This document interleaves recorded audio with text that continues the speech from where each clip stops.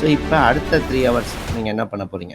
Main paper, உங்களுக்கான scoring paper, cut off paper இல்லையா? So இந்த 180 மினிட்ஸ் அப்படிங்கிறது உங்களோட வாழ்க்கையில் ரொம்ப முக்கியமான ஒரு நேரமாக இருக்க போகுது. ஸோ இதில் நீங்கள் எவ்வளோ மார்க் ஸ்கோர் பண்ணுறீங்க அப்படிங்கிறத வச்சு தான் உங்களுக்கு வேலை கிடைக்க போகுது. ஓகேவா? ஸோ இந்த 180 மினிட்ஸில் நம்ம எவ்வளோ கொஷின்ஸை நம்ம அட்டன் பண்ண போகிறோம் அப்படின்னா 150 கொஷின்ஸ் எழுத போகிறீங்க. நம்பர் ஆஃப் கொஷின்ஸ் உங்களுக்கு எவ்வளோ இருக்க போகுது அப்படின்னா 150 கொஷின்ஸ் இருக்கும். அதில் எல்லாருக்கும் அவங்கவுங்க கோர் சப்ஜெக்ட், உங்களுடைய மேஜர் சப்ஜெக்ட்லேருந்து 110 கொஷின் இருக்க போகுது. ஸோ 110 கேள்வி உங்களுடைய நீங்கள் காலேஜில் என்ன படிச்சீங்களோ அந்த மேஜர் சப்ஜெக்ட்லேருந்தே இருக்க போகுது 110 கொஸ்டின்ஸ். ஸோ நெக்ஸ்ட் என்ன இருக்கும் அப்படின்னா எஜுகேஷனல் சைக்காலஜி இல்லையா? சைக்காலஜி உளவியல் பகுதியில் வந்து உங்களுக்கு ஒரு 30 வினாக்கள் இருக்க போகுது. கடைசியாக ஒரு 10 வினா எதுலேருந்து இருக்க போகுது அப்படின்னா ஜென்ரல் ஸ்டடீஸ்லேருந்து தான். ஸோ இந்த 10 வினா மட்டும்தானே இருக்க அப்படின்ட்டு நிறைய பேர் இதில் அசால்ட்டாக இருப்பாங்க. ஸோ அப்படி இருக்கக்கூடாது. நம்ம வந்து எப்போவுமே பார்த்தீங்கன்னா பிஜிடிஆர்பின்னு எடுத்துக்கிட்டிங்கன்னா கோர் சப்ஜெக்டில் மோஸ்ட்லி எல்லா ஸ்டூடெண்ட்ஸும் என்னவாக இருப்பாங்கன்னா ஸ்ட்ராங்காக இருப்பாங்க. போஸ்டிங் வாங்கக்கூடிய அளவுக்கு இருக்கக்கூடிய எல்லாருமே அவங்கவுங்க கோர் சப்ஜெக்டில் நல்லா ஸ்ட்ராங்காக இருப்பாங்க. ஸோ அப்போ அவங்க எல்லாருமே அதில் என்ன பண்ணுவாங்கன்னா ஸ்கோர் பண்ணுவாங்க. நெக்ஸ்ட்டு உங்களுக்கு சைக்காலஜி ப்ளஸ் ஜென்ரல் ஸ்டடீஸ் இதில் இந்த 40 கொஷின்ஸ் இருக்குது பார்த்தீங்களா? இதில் ஆல்மோஸ்ட் சைக்காலஜி நிறைய பேர் என்ன பண்ணுவாங்கன்னா கவர் பண்ணிடுவாங்க. ஏன்னா அவங்க வந்து சைக்காலஜிங்கிற அந்த ஒரு யூனிட் படித்தா 30 கேள்வி இருக்குது அப்படின்னு அக்கறையை கொண்டு அந்த ஒரு யூனிட்டை ஃபுல் அண்ட் ஃபுல் என்ன பண்ணுவாங்கன்னா கவர், அதாவது ஒரு சப்ஜெக்டை ஃபுல் அண்ட் ஃபுல் கவர் பண்ணிடுவாங்க. அடுத்து இந்த ஜென்ரல் ஸ்டடீஸை பார்க்கும்போது சிலபஸ் ரொம்ப ப்ராடாக இருக்குது. ஆனால் வெறும் 10 கேள்வி தானே வருது, இதுக்கு உட்காந்து படித்து நம்ம டைம் வேஸ்ட் பண்ணுறதா அப்படின்ட்டு நிறைய ஸ்டூடெண்ட்ஸ் என்ன பண்ணுறது, ஜென்ரல் ஸ்டடீஸை அப்படியே ஒமிட் பண்ணிடுவாங்க. எப்படி நம்ம 10ல் போட்டோம்னா ஒரு 3-4 கேள்வி வரப்போகுது, இதில் எதுக்கு போய் நம்ம போய் படிச்சுக்கிட்டு, இந்த மைண்ட் செட்லேயே இருப்பாங்க. அது உங்களுக்கு கடைசியாக நீங்கள் 1 மார்க் 2 மார்க்கில் ஃபெயில் ஆகும்போது தான் ஐயோ அதை படிச்சிருக்கலாமே அப்படிங்கிற ஒரு இது தோணும். ஓகேவா? ஸோ அப்போ நம்ம போஸ்டிங் வாங்கணும் அப்படின்னு எல்லாமே நூக் அண்ட் கார்னர் எல்லாமே நம்ம என்ன பண்ணணும், நீட்டாக படிச்சிடணும். 150 கொஷினாக நம்ம 150 கொஷினுக்கு ரெடி ஆகிட்டு தான் போகணும். ஓகேவா? ஸோ அப்போ இந்த ஜென்ரல் ஸ்டடீஸ் 10 கொஷின் தானே அப்படின்னு நீங்கள் அசால்ட்டாக இருக்கக்கூடாது. அது மெயினாக நீங்கள் தெரிஞ்சுக்கோங்க. சரி, ஜென்ரல் ஸ்டடீஸ்க்கு இப்போ நியூவாக சிலபஸ் அப்டேட் பண்ணியிருக்காங்க. ஸோ அந்த சிலபஸை பற்றி தான் இப்போ நம்ம என்ன பண்ண போகிறோம், பார்க்க போகிறோம். மெயினாக நீங்கள் படிக்கிறீங்க அப்படின்னாலே ஃபஸ்ட்டு உங்களுக்கு என்ன வேணும்னா சிலபஸ் வேணும். நீங்கள் எந்த exam TNPSC, USRB, TET, TRB எதை எடுத்துக்கிட்டிங்கனாலும் மெயினாக சிலபஸை நம்ம எடுத்துக்கணும். சிலபஸை எடுத்துகிட்டு அதில் என்னென்னலாம் இருக்குது ஃபஸ்ட்டு ஒன்ஸு கோ த்ரூ பண்ணணும். அதுக்கப்புறம் நம்ம ப்ரீவியஸ் இயர் கொஸ்டின் பேப்பர் எடுத்து பார்த்து அனலைஸ் பண்ணணும். இந்த ஏரியாவில் எப்படிலாம் கேட்டிருக்காங்க வச்சுருக்காங்க. இப்போ பார்த்தீங்கன்னா நமக்கு நியூவாக தான் சிலபஸ் அப்டேட் பண்ணியிருக்காங்க. இருந்தாலும் நமக்கு ப்ரீவியஸ் இயர் சிலபஸும் இதுவும் ஆல்மோஸ்ட் என்னது ஒரு 70-80% சேமாக தான் இருக்குது. அதை வந்து அங்கே 8 யூனிட் அப்படின்னு கொடுத்துருந்தாங்க, இங்கே நமக்கு 10 யூனிட்டாக பிரித்து கொடுத்துருக்காங்க. ஸோ அங்கேருந்து கரண்ட் அஃபேர்ஸை இங்கே கரண்ட் அஃபேர்ஸ் இல்லை. ஸோ மற்றபடி சயின்ஸ் அண்ட் டெக் ஓரியன்டாக மட்டும் நம்ம கரண்ட் அஃபேர்ஸ் படித்தோம்னா நமக்கு போதுங்கிற லெவலில் இருக்குது. ஸோ இந்த சிலபஸ் பார்த்திங்கன்னா நல்லா நீட்டாக கொடுத்துருக்காங்க. ஸோ அதை தான் நம்ம ஃபஸ்ட்டு இப்போ டிஸ்கஸ் பண்ண போகிறோம். ஸோ யூனிட் 1, யூனிட் 2 ரெண்டுமே பார்த்தீங்கன்னா ஹிஸ்ட்ரி தான். ஸோ யூனிட் 1ல் உங்களுக்கு என்ன இருக்க போகுது அப்படின்னா ஹிஸ்ட்ரி ஆஃப் இந்தியா, இந்தியாவுடைய வரலாறு, இந்திய வரலாறு நம்ம படிக்க போகிறோம் யூனிட் 1ல். யூனிட் 2ல் என்ன சார் படிக்க போகிறோம், தமிழ்நாடு வரலாறு படிக்க போகிறோம். ஓகேவா? History of Tamil Nadu. Sir history of இந்தியாவிலேருந்து என்னென்ன டாபிக்ஸ் இருக்குன்னா நமக்கு ஸ்கூல் புக்கில் இருக்க எல்லா டாபிக்ஸுமே நமக்கு லைனாக கொடுத்துருக்காங்க. ஓகேவா? ஆனால் இதில் ரொம்ப டெப்த்தாலாம் நமக்கு கேட்க மாட்டாங்க. நம்ம கிளாஸோடைய நோட்ஸை நீங்கள், நம்ம சிக்ஷா கிளாஸோடைய நோட்ஸை நீங்கள் கவர் பண்ணாலே போதும், அந்த லெவலில் தான் இருக்கும். உங்களுக்கு கிளாஸஸ் நடக்க அதுக்கு அதை வச்சு உங்களுக்கே புரியும். ஓகேவா? ஸோ ஹிஸ்ட்ரி ஆஃப் இந்தியாவில் நம்ம என்னென்ன படிக்க போகிறோம், ஃபஸ்ட்டு என்ன படிக்க போகிறோம் அப்படின்னா இண்டஸ் வேலி சிவிலைசேஷன், சிந்து சமவெளி நாகரிகம் அப்படின்னு சொல்லுவாங்க. ஸோ நாகரிகம்னா முதல்ல என்ன, நாகரிகம்னா என்ன அப்படின்னா பண்டைய கால மனிதன் எப்படி வாழ்ந்திருப்பான், பல காடுகளில் பிறந்திருக்கான், அங்கங்கே அப்படியே வாழுவான். இப்போ இன்றைக்கி இங்கே எந்திரிப்பான், நடந்து போவான், ஏதாவது விலங்குகளை வேட்டையாடுவான், இல்லை இலைதலைகளை பறித்து சாப்பிடுவான், அப்படியே போவான் மறுபடியும் நாங்கள் நைட்டு எங்கேயோ ஒரு இடத்துல தூங்குவான், மறுபடியும் நடந்து போவான். அப்படியே போய் அவனுடைய பிறப்பு ஒரு இடத்துல இருக்கும், இறப்பு ஒரு இடத்துல இருக்கும். அதுக்கு பேர் என்னென்னா நாடோடி வாழ்க்கை அப்படின்னு சொல்லுவாங்க இல்லையா? ஸோ அப்படி வாழ்ந்துட்டு இருந்தவன் அதுக்கப்புறம் காலையில் எந்திரிக்கிறான், அவன் அன்றாட வேலைக்கு போகிறான், அதாவது ஏதோ வேட்டையாடுதலோ ஏதோ ஒரு வேலைக்கு போகிறான், திருப்பி ஒரு இடத்துக்கு வந்து தங்கிறதுக்கு வரான். அப்போ அவனுக்கான வசிப்பிடத்தை உருவாக்கிடுறான். அப்படின்னா அதை என்ன சொல்லுவாங்கன்னா நாகரிக வாழ்க்கை. ஓகேவா? ஸோ அதுதான் நாகரிகம் அப்படிங்கிறது.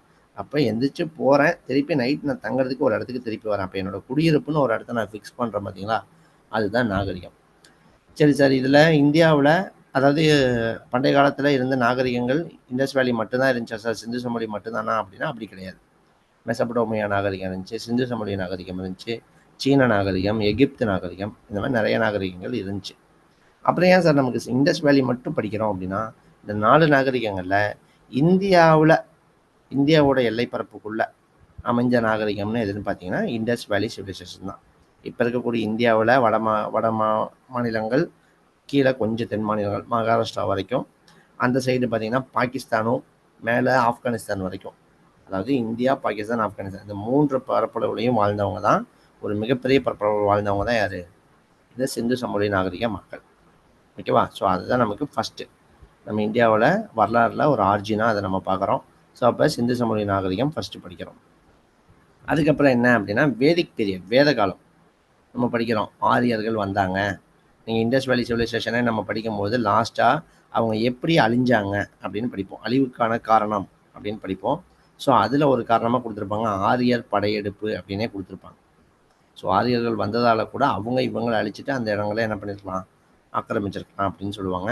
ஸோ வேத காலம், இந்த வேத காலங்கள்லாம் வந்ததுக்கப்புறம் தான் என்னது, நம்ம ரிக், யசுர், சாம, அதர்வன போன்ற வேதங்கள் உருவாச்சு.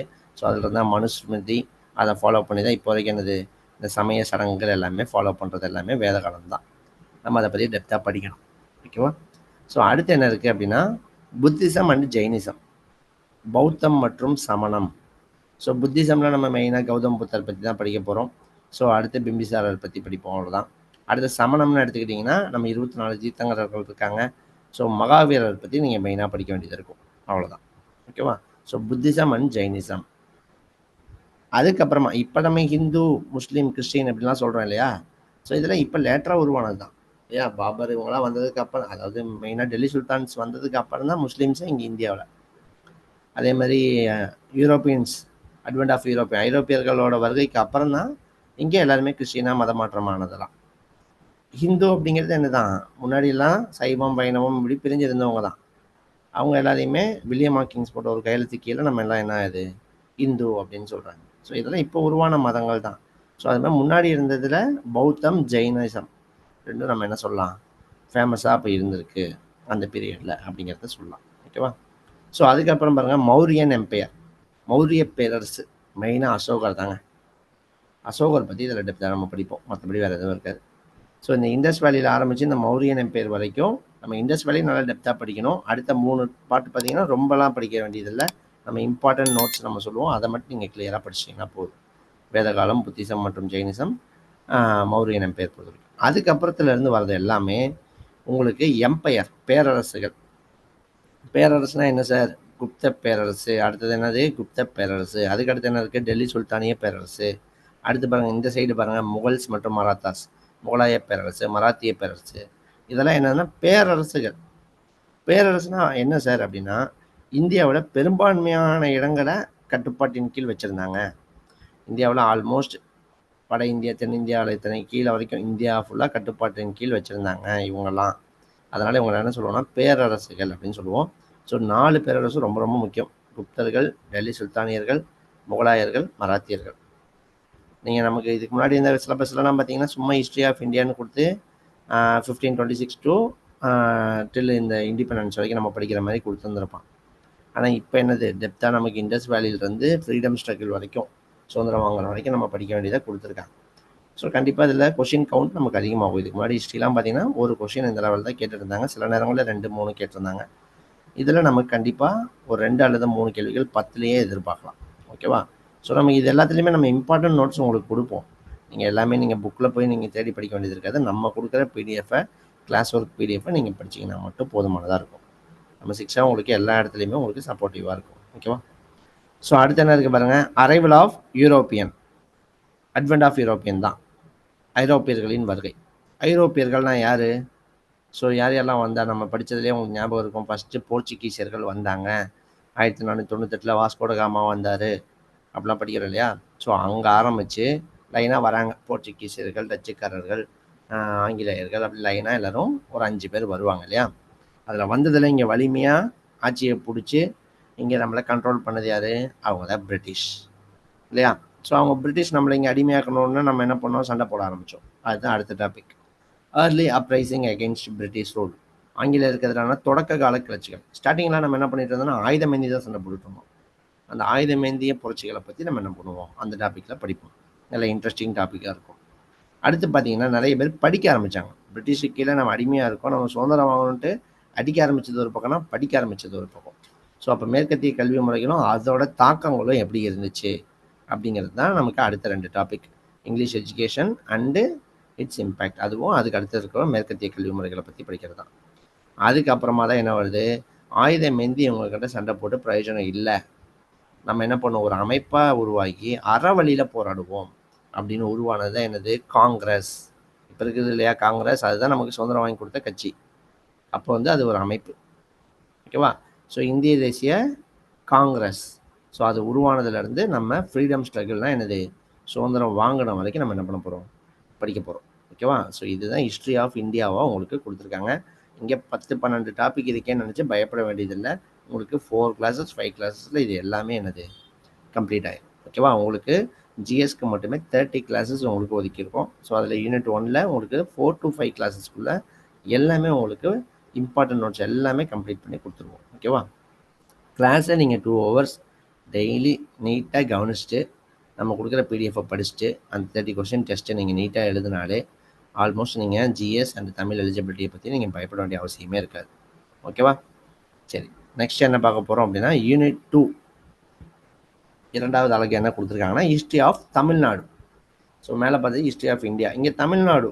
ஸோ இதில் என்னென்ன ஏரியா சார் கவர் பண்ண சொல்கிறாங்க அப்படின்னா பாருங்கள், ஃபஸ்ட் எடுத்தோன்னே பாருங்கள் ரொம்ப ரொம்ப ரொம்ப முக்கியமானது, நமக்கு ப்ரீவியஸ் இயர்லேயுமே இதில் இருந்து கேள்விகள் வந்திருக்கு. ஆர்கியாலஜிக்கல் டிஸ்கவரிஸ், தொல்லியல் அகழாய்வுகள். தமிழகத்தில் உண்டான தொல்லியல் அகழாய்வுகளை பற்றி நம்ம என்ன பண்ணணும் நம்ம படிக்கணும். ஓகேவா? ஈஸியாக இருக்கும். நம்ம கொடுக்குற ஒரு 5-6 பக்கம் நோட்ஸ் நீங்கள் படிச்சிங்கன்னா போதும் இந்த ஏரியா கவர் ஆகிடும். ஸோ தொழில் அகழாய்வுகளில் மெயினாக இப்போ தமிழ்நாட்டில் எவ்வளோ தொழில் அகழாய்வு நடந்திருக்குமே சார், எல்லாத்தையும் படிக்கணுமா சார்னா மெயினாக அவங்க எதை ஃபோக்கஸ் பண்ணுறாங்கன்னா ஸ்கூல் புக் தான். ஸ்கூல் புக்கில் பார்த்தீங்கன்னா உங்களுக்கு 9th சரி 11th சரி தொழில் அகழாய்வுகள் கொடுத்துருக்காங்க. நம்ம கீழடி ஆகட்டும், சிவகலை ஆகட்டும், இந்த மாதிரி முக்கியமான தொழில் கொடுமணல் ஆகட்டும், ஈரோடு கொடுமணல், இந்த மாதிரி முக்கியமான அகழாய்வுகள் எல்லா இடங்களையும் ஒரு 10 இடங்களை என்ன பண்ணியிருக்காங்க கொடுத்துருக்காங்க. அப்போ நம்ம அந்த 10 இடங்களை நம்ம என்ன பண்ண போகிறோம், இப்போ கீழடினா அது எந்த மாவட்டம்னு கேட்பான், நம்ம இப்போ படிக்கணும் சிவகங்கை மாவட்டம். கொடுமணல்னா எந்த மாவட்டம்னு கேட்பாங்க, ஈரோடு மாவட்டம். ஸோ அப்படி அகழாய்வு இடங்களையும் மாவட்டங்களையும் பொறுத்த சொல்லி கேட்பாங்க. ஸோ அது ரொம்ப ஈஸி. அதை தாண்டி கேட்கணுன்னா எப்படி கேட்கலான்னா கீழடியில் கண்டுபிடிச்சிருப்பாங்க பார்த்தீங்களா பொருட்கள், அதை பற்றின கேள்விகள் என்ன பண்ணுவோம் கேட்பாங்க. ஸோ அப்போ நம்ம எல்லா இடங்கள்ல இருக்கிறதையும் படிக்க தேவையில்லை, முக்கிய இடங்கள்ல இருக்கக்கூடிய கீழடியாக சிவகலை நம்ம புத்தகத்தில் கொடுத்துருக்க இந்த 8-9 இடங்கள்ல இருக்கக்கூடிய கிடைக்கப்பட்ட பொருட்களை படித்தா போதும். அதை தாண்டி வேறு ஏதாவது கேட்பாங்களா சார், இது முக்கியமானது கரண்ட் அஃபேர்ஸ் ஓரியன்டாக இதில் கேள்வி வரும். கரண்ட் அஃபேர்ஸ் ஓரியன்டாக வேறு எதுவும் வராது. வெம்பக்கோட்டை அகழாய்வு நடந்துச்சு, அது எந்த மாவட்டம், மெயினாக சொல்கிறது மாவட்டம் தாங்க கேட்பாங்க. அகழாய்வுனாலே மாவட்டம் தான், எந்த இடம் அதோட மாவட்டம் நீங்கள் படிச்சிங்கனாலே போதும். ஓகேவா? நம்ம எல்லாமே கரண்ட் அஃபேர்ஸ் ஓரியன்டான டேட்டாஸ்லேருந்து எல்லாமே உங்களுக்கு கிளியராக இது கொடுத்துருவோம். ஓகேவா? ஸோ அடுத்து பாருங்கள் என்ன இருக்குது, சங்கம் லிட்ரேச்சர், சங்க காலத்தில் இருந்த இலக்கியம், சங்க இலக்கியங்கள் பற்றி நம்ம சொல்கிறாங்க. சங்க காலத்தில் உங்களுக்கு தெரியும், சங்க காலத்தில் என்ன இலக்கியம், 11 மேல் கணக்கு, 8 தொகை 10 பாட்டு படிக்க போகிறோம். 8 தொகை 10 பாட்டில் 8 தொகைனா என்னென்ன நூல்கள் இருந்துச்சு, 10 பாட்டில் என்னென்ன நூல்கள் இருந்துச்சு, 8 தொகையில் நற்றிணையில் எத்தனை பாட்டு இருந்துச்சு, பதிப்பாடலில் எத்தனை பாட்டு இருக்குது அப்படிங்கிறத தெளிவாக நம்ம என்ன பண்ண போகிறோம் படிக்க போகிறோம். 10 பாட்டில் இது யார் எழுதுனா, யார் பாட்டுடைய தலைவன், ஜஸ்ட் ஒன்ஸு அதை படிச்சுக்க போகிறோம். அதுக்கப்புறம் சங்கம் மருவிய காலமும் சேர்த்து படிச்சுக்க போகிறோம் ஒரு சேஃப்டிக்கு. ஓகே, சங்கம் மருவிய காலம்னா 14 கீழ்கணக்கு நூல்கள், திருக்குறள், நாலடியார், நான்மணிக்கடிகை, இன்னா நாற்பது, இனிமை நாற்பது, கார் நாற்பது, களவழி நாற்பது மாதிரி, ஏழாதி, திரிகடகம். ஸோ அதில் வரக்கூடிய அந்த 18 நூல்களை பற்றின முக்கியமான டேட்டாஸ் எல்லாமே உங்களுக்கு கிறிஸ்ப் அண்ட் கிளியராக உங்களுக்கு நோட்ஸ் இருக்கும், பயப்பட தேவையே இல்லை. ஓகேவா? ஸோ கிளியராக இருக்கும். அதை மட்டும் நீங்கள் ஒன்ஸ் அந்த கிளாஸை கவனித்து கோ த்ரூ பண்ணால் போதுங்கிற லெவலில் தான் இருக்கும். நெக்ஸ்ட்டு பாருங்கள், மெயினு 3rd ஒன், பல்லவர்கள், சோழர்கள், பாண்டியர்கள், ஸோ நாயக்கர்கள், இந்த 4 பேருடைய காலகட்டங்களில் இருந்த மன்னர்களை பற்றி நீங்கள் மெயினாக நம்ம படிக்கிறோமோ இல்லையோ, மெயினாக அவன் என்ன கேட்குறான், their contribution to art and architect, அவங்களோட கலை மற்றும் கட்டிடக்கலையை பற்றி நம்ம என்ன பண்ணுவோம் படிக்கணும். சோழர்கள் காலத்தில் தஞ்சை பெரிய கோயில் நம்ம படிக்கணும், பாண்டியர்கள் காலத்தில், நாயக்கர்கள் காலத்தில், பல்லவர்கள் காலத்தில், இவங்க காலத்திலலாம் உருவான கலை மற்றும் கட்டிடக்கலையை பற்றி நீட்டாக தெளிவாக நம்ம என்ன பண்ணுவோம் படிக்கணும். ஓகேவா? ஸோ நெக்ஸ்ட் என்ன இருக்குது பாருங்கள், நம்ம மேலே யூனிட் 1லேயும் பார்த்தோம். Early uprising against British rule. ஆங்கிலேயருக்கு எதிராக தொடக்க காலத்தில் என்னென்ன சண்டை போட்டாங்க. இங்கே என்ன பார்க்குறோம், Palayakkar revolt against British rule. So தமிழ்நாட்டில் ஆங்கிலேயர் எடுத்து சண்டை போட்டது தான் இது பாளையக்காரர்கள். நம்ம புலித்தேவர், வீரபாண்டிய கட்டபொம்மன், வேலுநாச்சியார், தீரன் சின்னமலை, இந்த மாதிரி நம்ம ஒரு 5-6 மன்னர்களை பற்றி நம்ம என்ன பண்ண போகிறோம், படிக்க போகிறோம். பாளையக்காரர்கள் கிளர்ச்சி அப்படின்னு சொல்லுவாங்க. ஸோ இதோட கண்டினியூஷனாக நம்ம வேலூர் கழகமும் சேர்த்து என்ன பண்ண போகிறோம்னா பார்த்துக்க போகிறோம். ஓகேவா. நெக்ஸ்ட் பாருங்கள், நம்ம மேலே பார்த்தோம் காங்கிரஸ் வந்து ஃப்ரீடம் ஸ்ட்ரகிளில் என்னது இன்வால்வ் ஆச்சு. காங்கிரஸ் அங்கே இன்வால்வ் ஆச்சுன்னா இந்தியாவில் மட்டும்தான் மேலே காங்கிரஸ் இருக்கா, தமிழ்நாட்டில் இருக்காதா? தமிழ்நாட்டிலையும் இருக்கும் இல்லையா. ஸோ இப்போ அங்கே காந்தி வந்து உப்பு சத்தியாகிரகம் போகிறாரு அப்படின்னா இங்கே ராஜாஜி போவார். அங்கே காந்தி வந்து தண்டி யாத்திரை படிச்சிருப்பீங்க இல்லையா சின்ன வயசில். அதுக்கு காந்தி அங்கே போனார், தண்டி யாத்திரை போய் உப்பு கைச்சு கைதானார் அப்படின்னா இங்கே யார் போனான்னு கேட்டாங்கன்னா இங்கே திருச்சி டு வேதாரணி யாத்திரை யார் போனா, ராஜாஜி போனார். இங்கே நம்ம சென்னையில் உதயவனம்ங்கிற பகுதியில் யார், டி பிரகாசம் பண்ணார். அப்போ அங்கே பண்ணுறதுக்கு அப்படியே இங்கேயும் என்ன பண்ணாங்க. அப்போ நம்ம தமிழ்நாடோட ரோல் என்ன இருந்துச்சு அப்படிங்கிறதையும் நீங்கள் நம்ம தெளிவாக படிக்கணும். இது நமக்கு ரொம்ப முக்கியம். ஏன்னா லாஸ்ட் இயரில் மெயினாக தமிழ்நாடு தொடர்பான கேள்விகளே தான் நிறைய இடம்பெற்றுருந்துச்சு. தமிழ்நாடு ஜாகிரஃபி ஓரியன்டாக நிறைய கேள்விகள் கேட்டிருந்தாங்க. நம்ம பின்னாடி பார்க்க போகிறோம். ஓகேவா. ஸோ அடுத்து பாருங்கள், மெயினாக தமிழ்நாடு அரசியல் அப்படின்னாலே மெயினாக இப்போ என்னது, இப்போ திராவிட கட்சிகள். ஸோ திராவிட கட்சிகளோட அடித்தளம் வேற எங்கே, நீதி கட்சி இல்லையா. ஸோ அதை பற்றி நம்ம படிக்கணும். ஸோ நீதி கட்சி படிக்கணும். நீதி கட்சி தான் என்னது பிற்காலத்தில் தீகாவாக மாறுச்சு, திராவிட கழகமாக மாறுச்சு. ஸோ இப்போ கூட கி வீரமணி அதோட தலைவராக இருக்கார் இல்லையா. பெரியார் இருக்கிற வரைக்கும் தீகாவில் தான் இருந்தார். ஸோ அதிலிருந்து தான் பிரிஞ்சு வந்து அண்ணா என்ன ஆரம்பித்தார், திராவிட முன்னேற்ற கழகம் ஆரம்பித்தார், டிஎம்கே, இப்போ இருக்கக்கூடிய டிஎம்கே. அதிலிருந்து பிரிஞ்சு வந்து தான் எம்ஜிஆர் என்ன பண்ணார், அண்ணா திராவிட முன்னேற்ற கழகம், ஏடிஎம்கே. ஸோ இந்த கட்சிகளை பற்றி உங்களோட சாதனைகளை பற்றி நம்ம ஜஸ்ட் ஒரு ஓவர்வியூ படிக்கணும். ஸோ செல்ஃப் ரெஸ்பெக்ட் மூமெண்ட்னா என்ன சார், அது பெரியார் ஆரம்பித்த ஒரு இயக்கம். ஓகேவா. ஃபஸ்ட்டு பெரியார் வந்து காங்கிரஸில் இருந்தார். அப்போ பேரலாக அதே டைமில் யார் இருந்தாங்கன்னா நீதி கட்சி இருந்துச்சு, ஜஸ்டிஸ் பார்ட்டி இருந்துச்சு. பெரியார் அப்போ எங்கன்னா காங்கிரஸில் தான் இருந்தார். ஆனால் ஜஸ்டிஸ் பார்ட்டி பார்த்தீங்கன்னா எலெக்ஷனில் நின்று அவங்க வின் பண்ணாங்க. ஸோ காங்கிரஸ் எடுத்தே வின் பண்ணிட்டாங்களா, அந்தளவுக்கு பெரியார் இல்லைனா காங்கிரஸ் அப்போலாம் போட்டி போடல. பிரிட்டிஷ் எங்களை மதிக்க மாட்டேங்கிறாங்க, சுதந்திரம் கொடுக்க மாட்டேங்கிறாங்க, நாங்கள் எதுக்கு போட்டி போடணும் அப்படின்னு சொல்லிட்டு காங்கிரஸ் வந்து அப்போ போட்டி போடல. ஜஸ்டிஸ் பார்ட்டி என்னது போட்டி போட்டு இங்கே ஜெயிச்சு சிஎம்மாக இருந்தாங்க தமிழ்நாட்டில், சென்னை மாகாணத்தில். அந்த டைமில் அவங்க சமூக நீதிக்காக ரிசர்வேஷன் பற்றி பேசினாங்க. ஸோ இந்த மாதிரி நல்ல நல்ல விஷயங்கள் பற்றி ஜஸ்டிஸ் பார்ட்டி என்ன பண்ணாங்கன்னா பேசினாங்க. இது வந்து யாருக்கு பிடிச்சி போச்சுன்னா பெரியாருக்கு பிடிச்சி போச்சு. பெரியார் ஆனால் எங்கே இருக்காரு, காங்கிரஸில் தான் இருக்காரு. இங்கே ஜஸ்டிஸ் பார்ட்டி பண்ணுறது பெரியாருக்கு பிடிக்குது. உடனே சரி இவங்க ரிசர்வேஷன் பற்றி பேசுகிறாங்க, நம்மளும் ரிசர்வேஷன் பற்றி பேசுகிறோன்னு காங்கிரஸில் பெரியார் போய் சொல்கிறார். ஆனால் அவங்க அதை காது கொடுத்து என்ன பண்ணல, கேட்கல. உடனே பெரியாருக்கு கோவம். பெரியார் கோவப்பட்டு வெளியே வந்தால் சுயமரியாதை இயக்கம் அப்படின்னு சொல்லிட்டு ஒரு இயக்கம் என்ன பண்ணாருன்னா 1925 ஆரம்பித்தார். ஸோ அதில் அவர் இடஒதுக்கீடு பற்றி பேசினார். அதுக்கப்புறம் இந்த மூட நம்பிக்கை ஒழிப்பு பற்றி பேசினார். அதுக்கப்புறம் இந்த விதவை மறுமணம் இதெல்லாம் முக்கியத்துவம் கொடுத்து அவர் என்ன பண்ணார், பேசினார். ஸோ அதுக்கப்புறம் தான் அதிலிருந்து அவர் அப்படியே நீதி கட்சியோட போய் என்ன ஜாயின்ட் ஆனார். ஸோ நீதி கட்சியோட தலைவர் லெவலுக்கு வந்தார். அவர் தான் தீகா அப்படின்னு பேரையே மாற்றினார், திராவிட கழகம்னு. ஸோ அதுக்கப்புறம் தான் நான் இப்போ சொன்னது தான் திராவிட முன்னேற்ற கழகம், அண்ணா திராவிட முன்னேற்ற கழகம் அதிலிருந்து தோன்றியது தான். ஸோ அப்போ நம்ம தமிழ்நாடுடைய ஹிஸ்ட்ரியை நம்ம என்ன பண்ண போகிறோம், பார்த்து நல்லா தெளிவாக படிக்க போகிறோம். ஓகேவா. அப்போ யூனிட் 1 and 2 ரெண்டுமே பார்த்தீங்கன்னா ஹிஸ்ட்ரி தான். ஸோ தமிழ்நாடு ஹிஸ்ட்ரிங்கிறத தனியாக செப்பரேட்டாக நம்ம பிரித்து ஒரு யூனிட்டாகவே பட்ஜெட்லேயும் 10 கொஷின் இருக்கும் இல்லையா. ஸோ 30 கொஷினை பற்றி இன்றைக்கி நம்ம டிஸ்கஸ் பண்ண போகிறோம். நான் இதை தமிழ் எலிஜிபிலிட்டி டிஸ்கஸ் பண்ண மாதிரியே. ஸோ அடுத்து பாருங்கள், யூனிட் 3 பாருங்கள். ஸோ இதில் நம்ம டிஎன்பிசி யூஎஸ்ஆர்பி ஸ்டூடெண்ட்லாம் பார்த்தீங்கன்னா நிறையா படிப்பான், நமக்கு ரொம்ப கம்மியாக கொடுத்துருக்காங்க. ஃபஸ்ட் என்ன இருக்குது, முகவுரை, preamble. So Indian constitution book நீங்கள் எடுத்திங்கன்னா அதில் ஃபஸ்ட்டு பேஜ் ஃப்ரண்ட் பேஜ் என்ன இருக்குன்னா முகவுரை தான் இருக்கும். ஸோ அந்த முகவுரையை பற்றி நம்ம படிக்கணும். ஓகேவா. முகவுரை எப்போ வந்துச்சு, என்ன, இது எல்லாமே நம்ம டெப்த்தாக படிக்கணும். அதுக்கப்புறம் மெயினாக என்ன படிக்கணும்னா ஃபண்டமெண்டல் ரைட்ஸ் ரொம்ப ரொம்ப ரொம்ப முக்கியங்க. என்ன எக்ஸாம் எடுத்தாலும் சரி, குவாலிட்டினா ஃபண்டமெண்டல் ரைட்ஸ் நமக்கு ரொம்ப முக்கியம். பார்ட் 3 அப்படின்னு சொல்லுவாங்க. ஆர்டிகல் 12 to 35, 12லேருந்து 35 வரைக்கும் அடிப்படை உரிமைகள். நீங்கள் ஸ்கூலில் கூட படிச்சிருப்பீங்க, 6 விதமான அடிப்படை உரிமைகள் இருக்குது. சுதந்திர உரிமை, சமய உரிமை, சுரண்டலுக்கு எதிரான உரிமைன்ட்டு ஒரு 6 விதமான உரிமைகள் நம்ம என்ன பண்ணுவோம், சமத்துவ உரிமைன்ட்டு ஒரு 6 விதமான உரிமைகள் நம்ம படிப்போம். ஸோ அதில் இருக்க எல்லா ஆர்டிக்கல் எல்லாமே நம்ம டெப்த்தாக நம்ம படிச்சுக்கணும். ஒரே பேஜ் தான் இருக்கும் ஸ்கூல் புக்கில். நம்ம 10th புக்கில் ஒரே பேஜில் அப்படியே அந்த பாக்ஸ் போட்டு என்ன பண்ணியிருப்பாங்க, அடிப்படை உரிமைகளை பற்றி கொடுத்துருப்பாங்க. அந்த ஒரு பேஜ் ஃபுல்லாக நம்ம கம்ப்ளீட்டாக படிச்சோம்னா போதும். அடுத்து பாருங்க, directive principles of state policy, டிபிஎஸ்பின்னு சொல்லுவாங்க. அரசு நெறிமுறை கோட்பாடுகள். இங்கே ஸ்டேட்னா மாநிலம் இல்லை, அரசை குறிக்குது.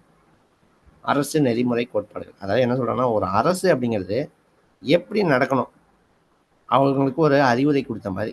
அதுதான் இந்த டிபிஎஸ்பி. ஒரு கவர்மெண்ட் நடக்குது. இப்போ தமிழ்நாட்டில் ஸ்டாலினுடைய ஆட்சி நடந்துட்டு இருக்கு. இவங்க ஒரு சட்ட திட்டங்கள் கொண்டு வரணும்னு நினைக்கிறாங்க. சும்மா எடுத்தவங்க கொண்டு வரக்கூடாது. என்ன சொல்கிறாங்க, அந்த டிபிஎஸ்பியை ஃபாலோ பண்ணி இதில் அந்த அரசுக்கான இப்படி பண்ணுப்பா அப்படி பண்ணுப்பான்ட்டு என்னது அவங்க ஐடியா கொடுத்துருப்பாங்க. அந்த ஆர்டிகல் 36 to 51 வரைக்கும் அதை மனசில் வச்சு என்ன பண்ணணும், இவங்க பண்ணணும். ஓகேவா? ஸோ அதை பற்றி நம்ம படிக்கிறது தான் டிபிஎஸ்பி. நெக்ஸ்ட் பாருங்கள், சென்ட்ரல் கவர்மெண்ட் ஸ்டேட் கவர்மெண்ட் இருக்கும். ஸோ நம்ம அதை பற்றி ஓவர்வியூ மட்டும் பார்த்துட்டு மெயினாக நம்ம என்ன படிக்கணும், சென்ட்ரல் அண்ட் ஸ்டேட் ரிலேஷன்ஸ், மத்திய மாநில உறவுகளை பற்றி நம்ம என்ன பண்ணணும், படிக்கணும். ஸோ மத்திய அரசு தனி, மாநில அரசு தனி அப்படி இல்லை இல்லையா? எல்லா மாநில அரசுங்களும் ஒன்றிணைந்தது தான் என்னது, மத்திய அரசு. ஓகேவா? சுப்பீரியராக அவங்க இருக்கலாம், ஆனால் ஒவ்வொரு மாநிலத்துக்கும் தனித்தனியாக உரிமைகள் வேணும் இல்லையா? ஒவ்வொரு மாநிலமும் தனித்தனியாக உரிமை இருக்கும். அதை இதில் கிளியராக இந்த ஏரியாவில் சொல்லியிருப்பாங்க, மத்திய மாநில உறவுகள்.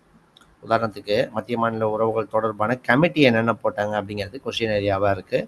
ஸோ கமிட்டிகள் நம்ம தமிழ்நாடு கவர்மெண்ட் கூட ராஜமன்னார் கமிட்டி போட்டாங்க.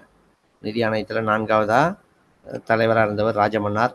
அவர் பார்த்திங்கன்னா என்னது, ஓய்வு பெற்ற நீதிபதி தான். அவரோட தலைமையில் என்ன பண்ணாங்கன்னா கமிட்டிலாம் போட்டிருக்காங்க. ஸோ நம்ம தமிழ்நாடு கவர்மெண்ட் அவங்களால மத்திய மாநில உறவுகளை ஆராய போடப்பட்ட கமிட்டி எதுன்னு கேட்டாங்கன்னா ராஜமன்னார் கமிட்டி. அதே சென்ட்ரல் கவர்மெண்ட் அதே டைமில் போட்டாங்க. ஒரு 10 வருஷம் கழித்து சர்க்காரியா கமிஷன், சர்க்காரியா கமிட்டி போட்டாங்க. ராஜமன்னார் கமிட்டியில் கூட அவர் என்ன சொல்கிறாருன்னா, இந்த ஐஏஎஸ்ங்கிற பதவியே என்ன பண்ணிடணும், தூக்கிடணும். ஐஏஎஸ் ஐபிஎஸ் இந்த இதெல்லாம் இருக்குது பார்த்தீங்களா, தூக்கிடணுங்கிறத விட அதெல்லாம் யார் நடத்தணும்னா ஸ்டேட் கவர்மெண்ட் நடத்தணும். யூபிஎஸ்சி இருக்குது பார்த்தீங்களா, அதை வந்து ஸ்டேட் கவர்மெண்ட்டே அந்தந்த ஏரியாவுக்கான ஐஏஎஸும் ஐபிஎஸும் அவங்களே எடுத்துக்கிட்டோம். ஏன் சொல்கிறாங்கன்னா, இவங்கெல்லாம் டேரெக்டாக சென்ட்ரல் கவர்மெண்ட்லேருந்து என்ன பண்ணுறாங்களாம், செலக்ட் ஆகி வராங்களாம். இவங்கள நீக்கிறதுக்கான தகுதி பார்த்திங்கன்னா மாநில அரசுக்கு என்னது இல்லை. இவங்க ஏதாவது ஒரு தப்பே பண்ணுறாங்கனாலும் இவங்கள கண்டிக்கிறதுக்கான இதெல்லாம் மாநில அரசுக்கிட்ட மோஸ்ட்லி இல்லை. ஓகே, இவங்களை நீக்கிறதுக்கான இதெல்லாம் மாநில அரசுக்கிட்ட இல்லை. ஸோ அப்போ அவங்க மாநில அரசில் சுப்பீரியர்கிட்டயே என்ன பண்ணுறாங்கன்னா எதிர்த்து என்ன பண்ணுறாங்க, அவங்களுக்கு எதிரான செயல்கள்லாம் பண்ணுறாங்க வைக்கிறாங்கன்னு சொல்லிட்டு இதை நீக்கி ஆகணும் அப்படின்னு சொன்னவர் யாருன்னா ராஜமன்னார். ஸோ இந்த மாதிரி அவர் நிறையா சொல்லியிருக்காரு. அப்போ முக்கியமான கமிட்டி என்னென்ன, அவங்க என்னென்ன சொல்லியிருக்காங்க, என்னென்ன பரிந்துரைகளை வச்சுருக்காங்க அப்படின்னு நம்ம படிக்க போகிறோம். ஸோ அடுத்த டாபிக் பாருங்கள் என்ன இருக்குது, ஜுடிஷரி இன் இந்தியா.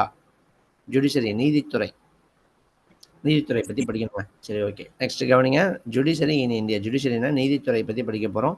நம்ம சென்ட்ரல் கவர்மெண்ட், அதாவது மேலே பார்த்தோம்னா சுப்ரீம் கோர்ட், உச்சநீதிமன்றம் புதுடெல்லியில் இருக்கிறத பற்றி நம்ம தெளிவாக படிக்கணும். அதுக்கப்புறமா இங்கே இருக்கக்கூடிய உயர்நீதிமன்றங்களை பற்றி என்ன பண்ணணும், படிக்கணும். இதெல்லாம் நம்ம நீட்டாக ஒரு டேபிள் போட்டோம்னா போதும். இந்த சைடு உச்சநீதிமன்றம், இந்த சைடு உயர்நீதிமன்றம். ஸோ இது என்ன இது என்ன அப்படின்னு கம்பேர் பண்ணியே நம்ம என்னது, ஏன்னா இதெல்லாம் நீங்கள் கம்பேரிசனில் படிச்சிங்கன்னா சூப்பராக இருக்கும். உச்சநீதிமன்ற தலைமை நீதிபதிக்கு ஓய்வு பெறக்கூடிய வயது என்ன, 65. உயர்நீதிமன்ற தலைமை நீதிபதிக்கு என்ன வயசு, 62. புரியுதா உங்களுக்கு? இந்த மாதிரி படிச்சுக்கிட்டிங்கன்னா உங்களுக்கு ஈஸியாக இருக்கும், ரொம்ப ஈஸியாக இருக்கும். நம்ம அந்த மாதிரி கம்பேரிட்டிவாக உங்களுக்கு டேபிள் போட்டு அதுக்கு கிளாஸ் ஒர்க் இருக்கும். ஸோ அடுத்து பாருங்கள், மெயினாக எம்பவர்மெண்ட் ஆஃப் உமன், பெண்கள் மேம்பாடு பற்றிமா முக்கியமாக இதில் வந்து கேள்விகள் வர வாய்ப்பு இருக்குது. ஸோ பெண்கள் மேம்பாடு பற்றி நமக்கு 7th சோசியல் புக்கில் சிவிக்ஸில் நமக்கு ஒரு பாடமே இருக்குது. டிஎன்பிஎஸ்சி ஆகட்டும், யூஎஸ்ஆர்பி ஆகட்டும், எல்லாத்துலேயுமே பார்த்திங்கன்னா அந்த ஏரியாவில் இருந்தால் கொஷினே வருது. ஸோ அதனால் நம்ம பயப்படாமல் அந்த ஒரு பாடத்தை நம்ம ஃபுல்லாக படித்தா போதும். அதில் பெண்களுக்கான மேம்பாட்டுக்காக போடப்பட்ட சட்டங்கள்ல இருந்து தான் கேள்விகள் அதிகமாக வரும். ஸோ ஒரு 6-7 சட்டங்கள் கொடுத்துருப்பாங்க. அதை நம்ம டெப்த்தாக நம்ம படித்து ஏரோட ஞாபகம் வச்சுக்கிட்டா போதும். அடுத்து ரைட்ஸ் ஆஃப் டிரான்ஸ்ஜெண்டர், திருநங்கைகளுக்கான உரிமைகள். ஸோ இதை பற்றி நம்ம படிக்கணும். திருநங்கைகளுக்கான உரிமைகள் இந்த 2019 கூட 2020 நினைக்கிறேன் அமல்படுத்தினாங்க. திருநங்கைகளுக்காகவே ஒரு உரிமை சட்டம் கொண்டு வந்தாங்க. அவங்கள பாகுபாடோட நடத்தக்கூடாது அப்படிங்கிறத கொண்டு வந்தாங்க. திருநங்கைகள் அப்படிங்கிறதெல்லாம் முன்னாடி நம்ம கேள்விப்பட்டிருப்போம். அரவாணி இந்த மாதிரி பெயர்களில் பயன்படுத்திட்டு இருந்தாங்க. அப்போ இந்த திருநங்கை, திருநம்பி இந்த மாதிரி பெயர்களை கொண்டு வந்தது யாருன்னா கலைஞர் கருணாநிதி தான். ஸோ நிறையா வார்த்தையில் வந்து நிறையா சீர்திருத்தம் செய்தவர் யாருன்னா கருணாநிதியை நம்ம சொல்லலாம். கலைஞர் கருணாநிதி அவர்களை நம்ம சொல்லலாம். நீங்கள் பார்த்தீங்கன்னா எதை சொல்லலாம், இந்த விதவை அப்படிங்கிற பேர் இருக்குது. இப்போயுமே நம்ம யூஸ் பண்ணுறோன்னா அதை யூஸ் பண்ணக்கூடாது. இப்போ ஒரு பேச்சுக்கு பாருங்களேன், நம்ம முன்னாடி நான் இப்ப சொன்னேன். இது வந்து நீங்க தெரிஞ்சுக்கிறதுக்காக தான் நான் சொல்றேன். ஓகேவா? வேற எந்த நோக்கத்திலயும் இல்ல. இந்த அரவாணி இந்த மாரி பெயர்கள நம்ம முன்னாடி பயன்படுத்திட்டு இருந்திருப்பாங்க. ஆனா, இப்ப நம்ம டீசென்ட்டா என்ன பண்றோம்? இந்த திருநங்கை, திருநம்பி இந்த மாரி பெயர்கள இப்ப நம்ம பயன்படுத்த ஆரம்பிச்சுட்டோம். அதே மாரி தான் முன்னாடியும் பாருங்க, ஊனமுற்றோர் அப்படின்னு சொல்லிட்டு இருப்போம்.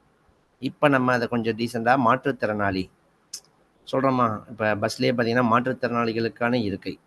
நமக்கே இப்ப அது ஆட்டோமேட்டிக்கா வந்துருது. மாற்றுத்திறனாளி அப்படிங்கிறது காமனாவே வந்துருச்சு.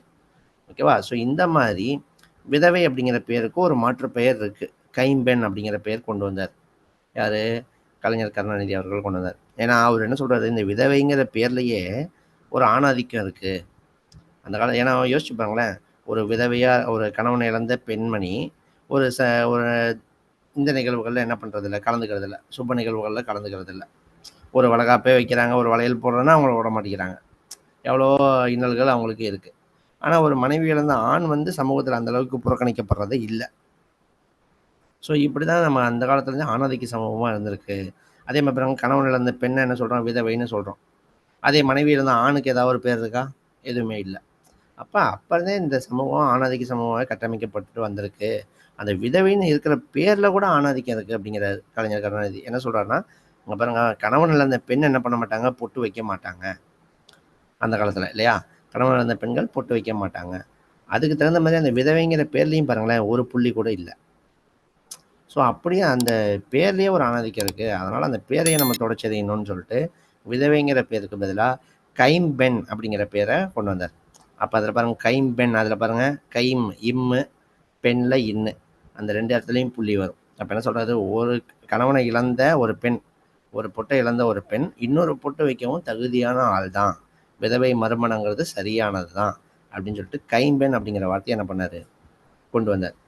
ஸோ இந்த மாரி பெண்களுக்கு, திருநங்கைகளுக்கு இவங்களுக்கெல்லாம் நெறைய என்னது சீர்திருத்தங்கள் நடந்திருக்கு. அவங்களோட மேம்பாட பத்தி நம்ம என்ன பண்ணணும், இந்த ஏரியால நம்ம படிக்கணும். ஓகேவா?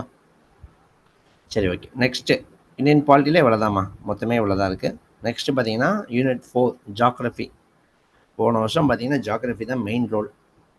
ஏன் சார் இப்படி சொல்றீங்க அப்படின்னா, 10 கொஸ்டின் இருக்கா ஜிஎஸ்ல. அதில எப்பவுமே 5 கொஸ்டின் எத கேட்டுட்டு இருந்தாங்கன்னா, ஜியோகிராஃபி தான் கேட்டுட்டு இருந்தாங்க. அதுவும் மெயினா தமிழ்நாடு ஜியோகிராஃபி தான் என்ன பண்ணாங்கன்னா கேட்டாங்க. ஓகேவா? நம்ம பின்னாடி பார்க்க போறோம். பார்க்கும்போதே உங்களுக்கே தெரியும். ஜியோகிராஃபிக்கு எவ்வளோ இம்பார்ட்டன்ஸ் குடுத்துருக்காங்கங்கிறது. ஸோ இங்கே ஜியோகிராஃபில எத பத்தி படிக்க போறோம்னா, salient features of physical geography of India. இந்திய புவியியல பத்தி நம்ம படிக்கணும். நம்ம 10த் புக்ல இருக்க எல்லாமே நம்ம டெப்த்தா தாங்க படிக்க போறோம். நல்லா தெளிவா படிக்க போறோம். ஒரு 4, 5 கிளாஸ் ஜியோகிராஃபிக்குன்னு ஒதுக்கி 10த் புக்ல சிலபஸ் வைஸும் சரி, சிலபஸ தாண்டி போன தடவ எதெல்லாம் கேட்டிருக்காங்க, தமிழ்நாடு ஜியோகிராஃபிலாம் கேட்டிருக்காங்க. ஸோ அந்த ஏரியாவையும் நம்ம கவர் பண்ற மாரி 4, 5 கிளாஸ்ல தெளிவா பிடிஎஃபோட நம்ம படிக்க போறோம். ஓகேவா? இந்தியாவுடைய புவியியல் கூறுகள பத்தி நம்ம ஃபர்ஸ்ட் படிக்கணும். First topic. செகண்ட் பாருங்க distribution of key natural resources. இயற்கை வளங்கள பத்தி நம்ம படிக்கணும். ஸோ நமக்கு 3வது லெசன்லேயே குடுத்துருப்பாங்க. 2வது லெசன், 3வது லெசன்லாம் இயற்கை வளங்கள பத்தி நமக்கு டேட்டாஸ் இருக்கு. அதெல்லாம் நம்ம என்ன பண்ணணும்னா படிக்கணும். ஓகேவா? அதுக்கப்புறம் இந்த சைடு பார்த்தீங்கன்னா என்ன இருக்கு, மெயினா டிசாஸ்டர் பத்தி குடுத்துருக்காங்க. எர்த்குவேக், பூகம்பம் பத்தி, சுனாமி பத்தி, சைக்ளோன்ஸ் பத்திலாம் நம்ம என்ன பண்ணணும், இப்ப ரீசென்ட்டா கூட கரண்ட் அஃபேர்ஸ் ஓரியன்டடா அதிலிருந்து போலாம். இல்லையா? ஜப்பான்ல என்னது சுனாமி போயிட்டு இருக்குது இல்லையா? ஸோ அத பத்தி கூட கேள்விகள் வரலாம். ஓகேவா? சரி அடுத்து பாருங்க யூனிட் 5 ஜியோகிராஃபில அவ்வளோதாங்க. நம்ம இதில் எக்ஸ்ட்ரா நம்ம தமிழ்நாடு ஜியோகிராஃபியை நம்ம கவர் பண்ண போகிறோம். யூனிட் 5ல பார்த்தீங்கன்னா ஜென்ரல் சயின்ஸ் கொடுத்துருக்காங்க, பொது அறிவியல். ஸோ இதில் இருந்து நமக்கு லாஸ்ட் இயரில் சயின்ஸ் அண்ட் டெக்ல இருந்து தான் மோஸ்ட்லி கொஸ்டின்ஸ் வந்திருக்கு. சயின்ஸ் புக்கில் இருந்து மெயினாக கொஸ்டின் வரல, டிசீஸில் இருந்து வேணால் 1 ஆர் 2 கொஸ்டின்ஸ் வந்திருக்கு. ஸோ இதுலேயும் பாருங்கள் நமக்கு மெயினாக ஒரு 6 டாபிக் தான் கொடுத்துருக்காங்க. அதில் அந்த ஃபஸ்ட்டு 2 டாபிக்ஸ்லாம் சும்மா ஜென்ரல் தான், சும்மா டிஸ்கஸ் பண்ணுறது தான். அதை பற்றி கொஷின்ஸும் அந்த அளவுக்கு ஏரியா எதுவும் கிடையாது. ஸோ அடுத்து 3வது 4வது டாபிக்ல இருந்தால் நமக்கு கிளாஸே ஸ்டார்ட் பண்ண போகிறோம். அந்த எவல்யூஷன் இருக்குது பார்த்தீங்களா? ஸோ பரிணாமம். ஸோ மரபியல் மற்றும் பரிணாமம் அப்படின்ட்டு 10த் புக்கில் நமக்கு சயின்ஸில் வந்து ஒரு லெசன் இருக்குது. ஸோ நம்ம அதை ரொம்ப முக்கியமாக நம்ம என்ன பண்ணணும்னா படிக்கணும். ஸோ அடுத்து இந்த சைடில் இருக்க 3மே ரொம்ப முக்கியம். 3ல் அந்த ஃபஸ்ட்டு 2 ரொம்ப முக்கியம். Nutrition, health and hygienic. ஊட்டச்சத்தை பற்றி படிக்கணும். ஸோ அதில் ஏற்படக்கூடிய குறைபாடுகளை பற்றி நம்ம படிக்கணும். ஸோ அது ஊட்டச்சத்து குறைபாடு வந்தால் அந்த நோய்களில் நம்ம என்ன பண்ண போகிறோம், படிக்க போகிறோம். அது போக தொற்று நோய்கள், தொற்றா நோய்கள் பற்றி நம்ம என்ன பண்ண போகிறோம், படிக்க போகிறோம். ஓகேவா? ஸோ சயின்ஸ்ன்னு நம்ம எடுத்துக்கிட்டோம்னா மெயினாக நீங்கள் படிக்க வேண்டியது ஹியூமன் டிசீசஸ். அந்த நோய்கள் ரொம்ப ரொம்ப முக்கியமானது. அதுக்கு மேலே இருக்கக்கூடிய அந்த ஊட்டச்சத்து, உடல்நலம் மற்றும் சுகாதாரம். ஸோ அந்த லெசன்ஸும் நமக்கு முக்கியமானது. எல்லாமே நமக்கு எங்கே சார் கவர் ஆகுதுன்னா 10th புக் 9th புக்லேயே இது எல்லாமே என்ன ஆகுதுன்னா கவர் ஆகுது. அங்கே இருந்தால் ப்ரிவியஸ் இயர்லையும் கொஸ்டின் கேட்குறாங்க. ஓகேவா? ஸோ சயின்ஸை பொறுத்த வரைக்கும் வேறு எதுவும் மேஜராக நிறைய கொடுக்கல. இப்போ நமக்கு ஃபிசிக்ஸ், கெமிஸ்ட்ரி, பாட்னி, ஜுவாலஜி எல்லாம் கொடுத்தோம்னா நம்மளால் படிக்கிறது ரொம்ப சிரமமாக இருக்கும். ஆனால் இங்கே ஃபிசிக்ஸோ கெமிஸ்ட்ரியோ நமக்கு எதுவும் கொடுக்கல. டேரெக்டாக நமக்கு பயாலஜி மட்டும் போயிட்டாங்க. பயாலஜியில் human disease, nutritional health and hygienic இது ரெண்டும் ரொம்ப முக்கியமானது. இந்த சைடு பார்த்தா எவாலுவேஷன் நம்ம ரொம்ப முக்கியமாக படிக்கலாம். இந்த என்விரான்மெண்ட் அண்ட் எக்காலஜிலாம் பார்த்தீங்கன்னா உங்களுக்கு ரொம்ப டெப்த்தாக இருக்காது. சும்மா கதை படிக்கிற மாதிரி தான் இருக்கும். ஸோ அதனால் பிரச்சனை இல்லை, ஈஸியாக இருக்கும். ஓகேவா? ஸோ யூனிட் 5 இவ்வளோதான் இருக்குது. ஸோ நெக்ஸ்ட்டு யூனிட் 6 பாருங்கள், கரண்ட் அஃபேர்ஸ் அண்டு ஸ்போர்ட்ஸ். ஓகேவா? மெயினாக கரண்ட் அஃபேர்ஸில் எது ஓரியன்டாக வரப்போகுது, 2 டாபிக் தான் கொடுத்துருக்காங்க. ஒன்று பாருங்கள், இந்த side national level sports, international level sports. அதில் இருக்கக்கூடிய யார் வின் பண்ணால், மெயினாக நேஷ்னல் அண்ட் இன்டர்நேஷ்னலில் இந்திய சார்பாக யாரெல்லாம் வின் பண்ணியிருக்காங்களோ அது எல்லாமே நம்ம என்ன பண்ண போகிறோம், படிக்க போகிறோம். நம்ம அதெல்லாம் ஃபுல்லாக ஒரு பிடிஎஃபாக நம்ம தொகுத்து நம்ம அதை ஞாபகம் வச்சுக்க போகிறோம், அவ்வளோதான். ஸோ அடுத்து பாருங்கள், இந்த சைடு எமினன்ட் ஆத்தர்ஸ், புகழ்பெற்ற ஆசிரியர்கள் பற்றி. அப்போ என்னது, ஃபேமஸ் புக்ஸ் அண்ட் ஆத்தர்ஸ் தான் கேட்க போகிறாங்க. ஸோ அப்போ புக்ஸ் அண்ட் ஆத்தர்ஸ் நம்ம புகழ்பெற்ற ஆசிரியர் மற்றும் அவங்களுடைய நூல்களை நம்ம என்ன பண்ணுவோம், தொகுத்து நம்ம. அப்போ அக்னிச்சிறகுகள் அப்படின்னா நம்ம ஏபிஜே அப்துல் கலாம் இந்த மாதிரி சொல்கிறோம் இல்லையா? ஸோ அந்த மாதிரி நம்ம என்னது, புகழ்பெற்ற நூல்களை நம்ம என்ன பண்ணணும்னா தேடி நம்ம கலெக்ட் பண்ணி படிக்க போகிறோம். ஓகேவா? இதுக்கான ஃபுல் பிடிஎஃப் உங்களுக்கு நம்ம கொடுத்துருவோம், ஒன்றும் பிரச்சனை இல்லை. நெக்ஸ்ட் பாருங்கள், unit 7 Indian economy. So last time எக்கனாமியிலிருந்து கேள்விகள் இடம்பெறல, ஆனால் இந்த டைம் எக்கனாமி தனியாக ஒரு யூனிட்டாகவே நமக்கு கொடுத்துருக்காங்க. அதில் நமக்கு மெயினாக பார்த்தா அந்த ஃபஸ்ட்டு இருக்குது பாருங்கள் ஒரு வார்த்தை, பிளானிங். அதுதான் நமக்கு என்னது மெயினாக கேட்கறதுக்கான 100% வாய்ப்பு அதில் தான். ஸோ பிளானிங் அப்படின்னா எதை பற்றி சார் கேட்க போகிறாங்க, பிளானிங் கமிஷன் பற்றி, திட்டக்குழு பற்றி கேட்க போகிறாங்க. திட்டக்குழு எப்போ உருவாக்குனாங்க, 1950 நமக்கு உருவாக்குறாங்க. ஸோ அவங்க தான் என்ன கொண்டு வராங்க, 5 இயர் பிளான் கேள்விப்பட்டிருவீங்க. 5 இயர் பிளான் இன்ட்ரடியூஸ் பண்ணதே யாருன்னா அந்த திட்டக்குழு சொல்லி தான் நம்ம என்ன பண்ணுறோம், 5 இயர் பிளான். 5 இயர் பிளான் என்ன சார், 5 வருஷத்துக்கு இதான் டார்கெட் அப்படின்னு முடிவு பண்ணி கவர்மெண்ட் என்ன பண்ணும், அந்த இதை அந்த டார்கெட்டை அடையிறதுக்கு வேலைகள் பார்க்கும். ஓகேவா? ஸோ இந்த 5 வருஷத்தில் வேளாண்மையை நம்ம கொஞ்சம் டெவலப் பண்ணோம். ஓகே, இந்த 5 வருஷத்தில் டெவலப் பண்ணிட்டோம், அடுத்த 5 வருஷத்தில் இதை டெவலப் பண்ணணும், தொழில்துறையை டெவலப் பண்ணணும் அப்படின்னு சொல்லிட்டு ஏதாவது ஒரு பர்டிகுலர் ஏரியாவை டார்கெட் பண்ணி கவர்மெண்ட் அதை டெவலப் பண்ணுறதுக்கான வேலைகளை பார்ப்பாங்க. ஸோ இதுதான் திட்டக்குழு மற்றும் 5ஆம் திட்டங்களுடைய முழுமையான பணிகள். இப்போ 5ஆம் திட்டத்தை ஸ்டாப் பண்ணிட்டாங்க. ஸோ அந்த வேலையை தான் இப்போ எது பார்த்துட்ருக்கு, நிதி ஆயோக் பார்த்துட்ருக்கு. ஓகேவா? நிதி ஆயோக்னு இப்போ ஒன்று இருக்கு இல்லையா? ஸோ அது பார்த்திங்கன்னா இந்த திட்டக்குழுவுக்கு மாற்றாக உருவானது தான். ஸோ அவங்க தான் இப்போ கவர்மெண்ட்டுக்கான அந்த ஐடியாஸ் கொடுக்குற வேலைகளை பார்த்துட்ருக்காங்க. ஓகேவா? இந்த 5ஆண்டு திட்டம் இதெல்லாம் நமக்கு ரொம்ப முக்கியமானது. எதுக்கு சொல்கிறோம் அப்படின்னா, அதாவது இப்போ வேளாண்மையை எடுத்துக்கிறோன்னு வச்சுக்கோங்களேன். இயற்கை வேளாண்மை, செயற்கை வேளாண்மை.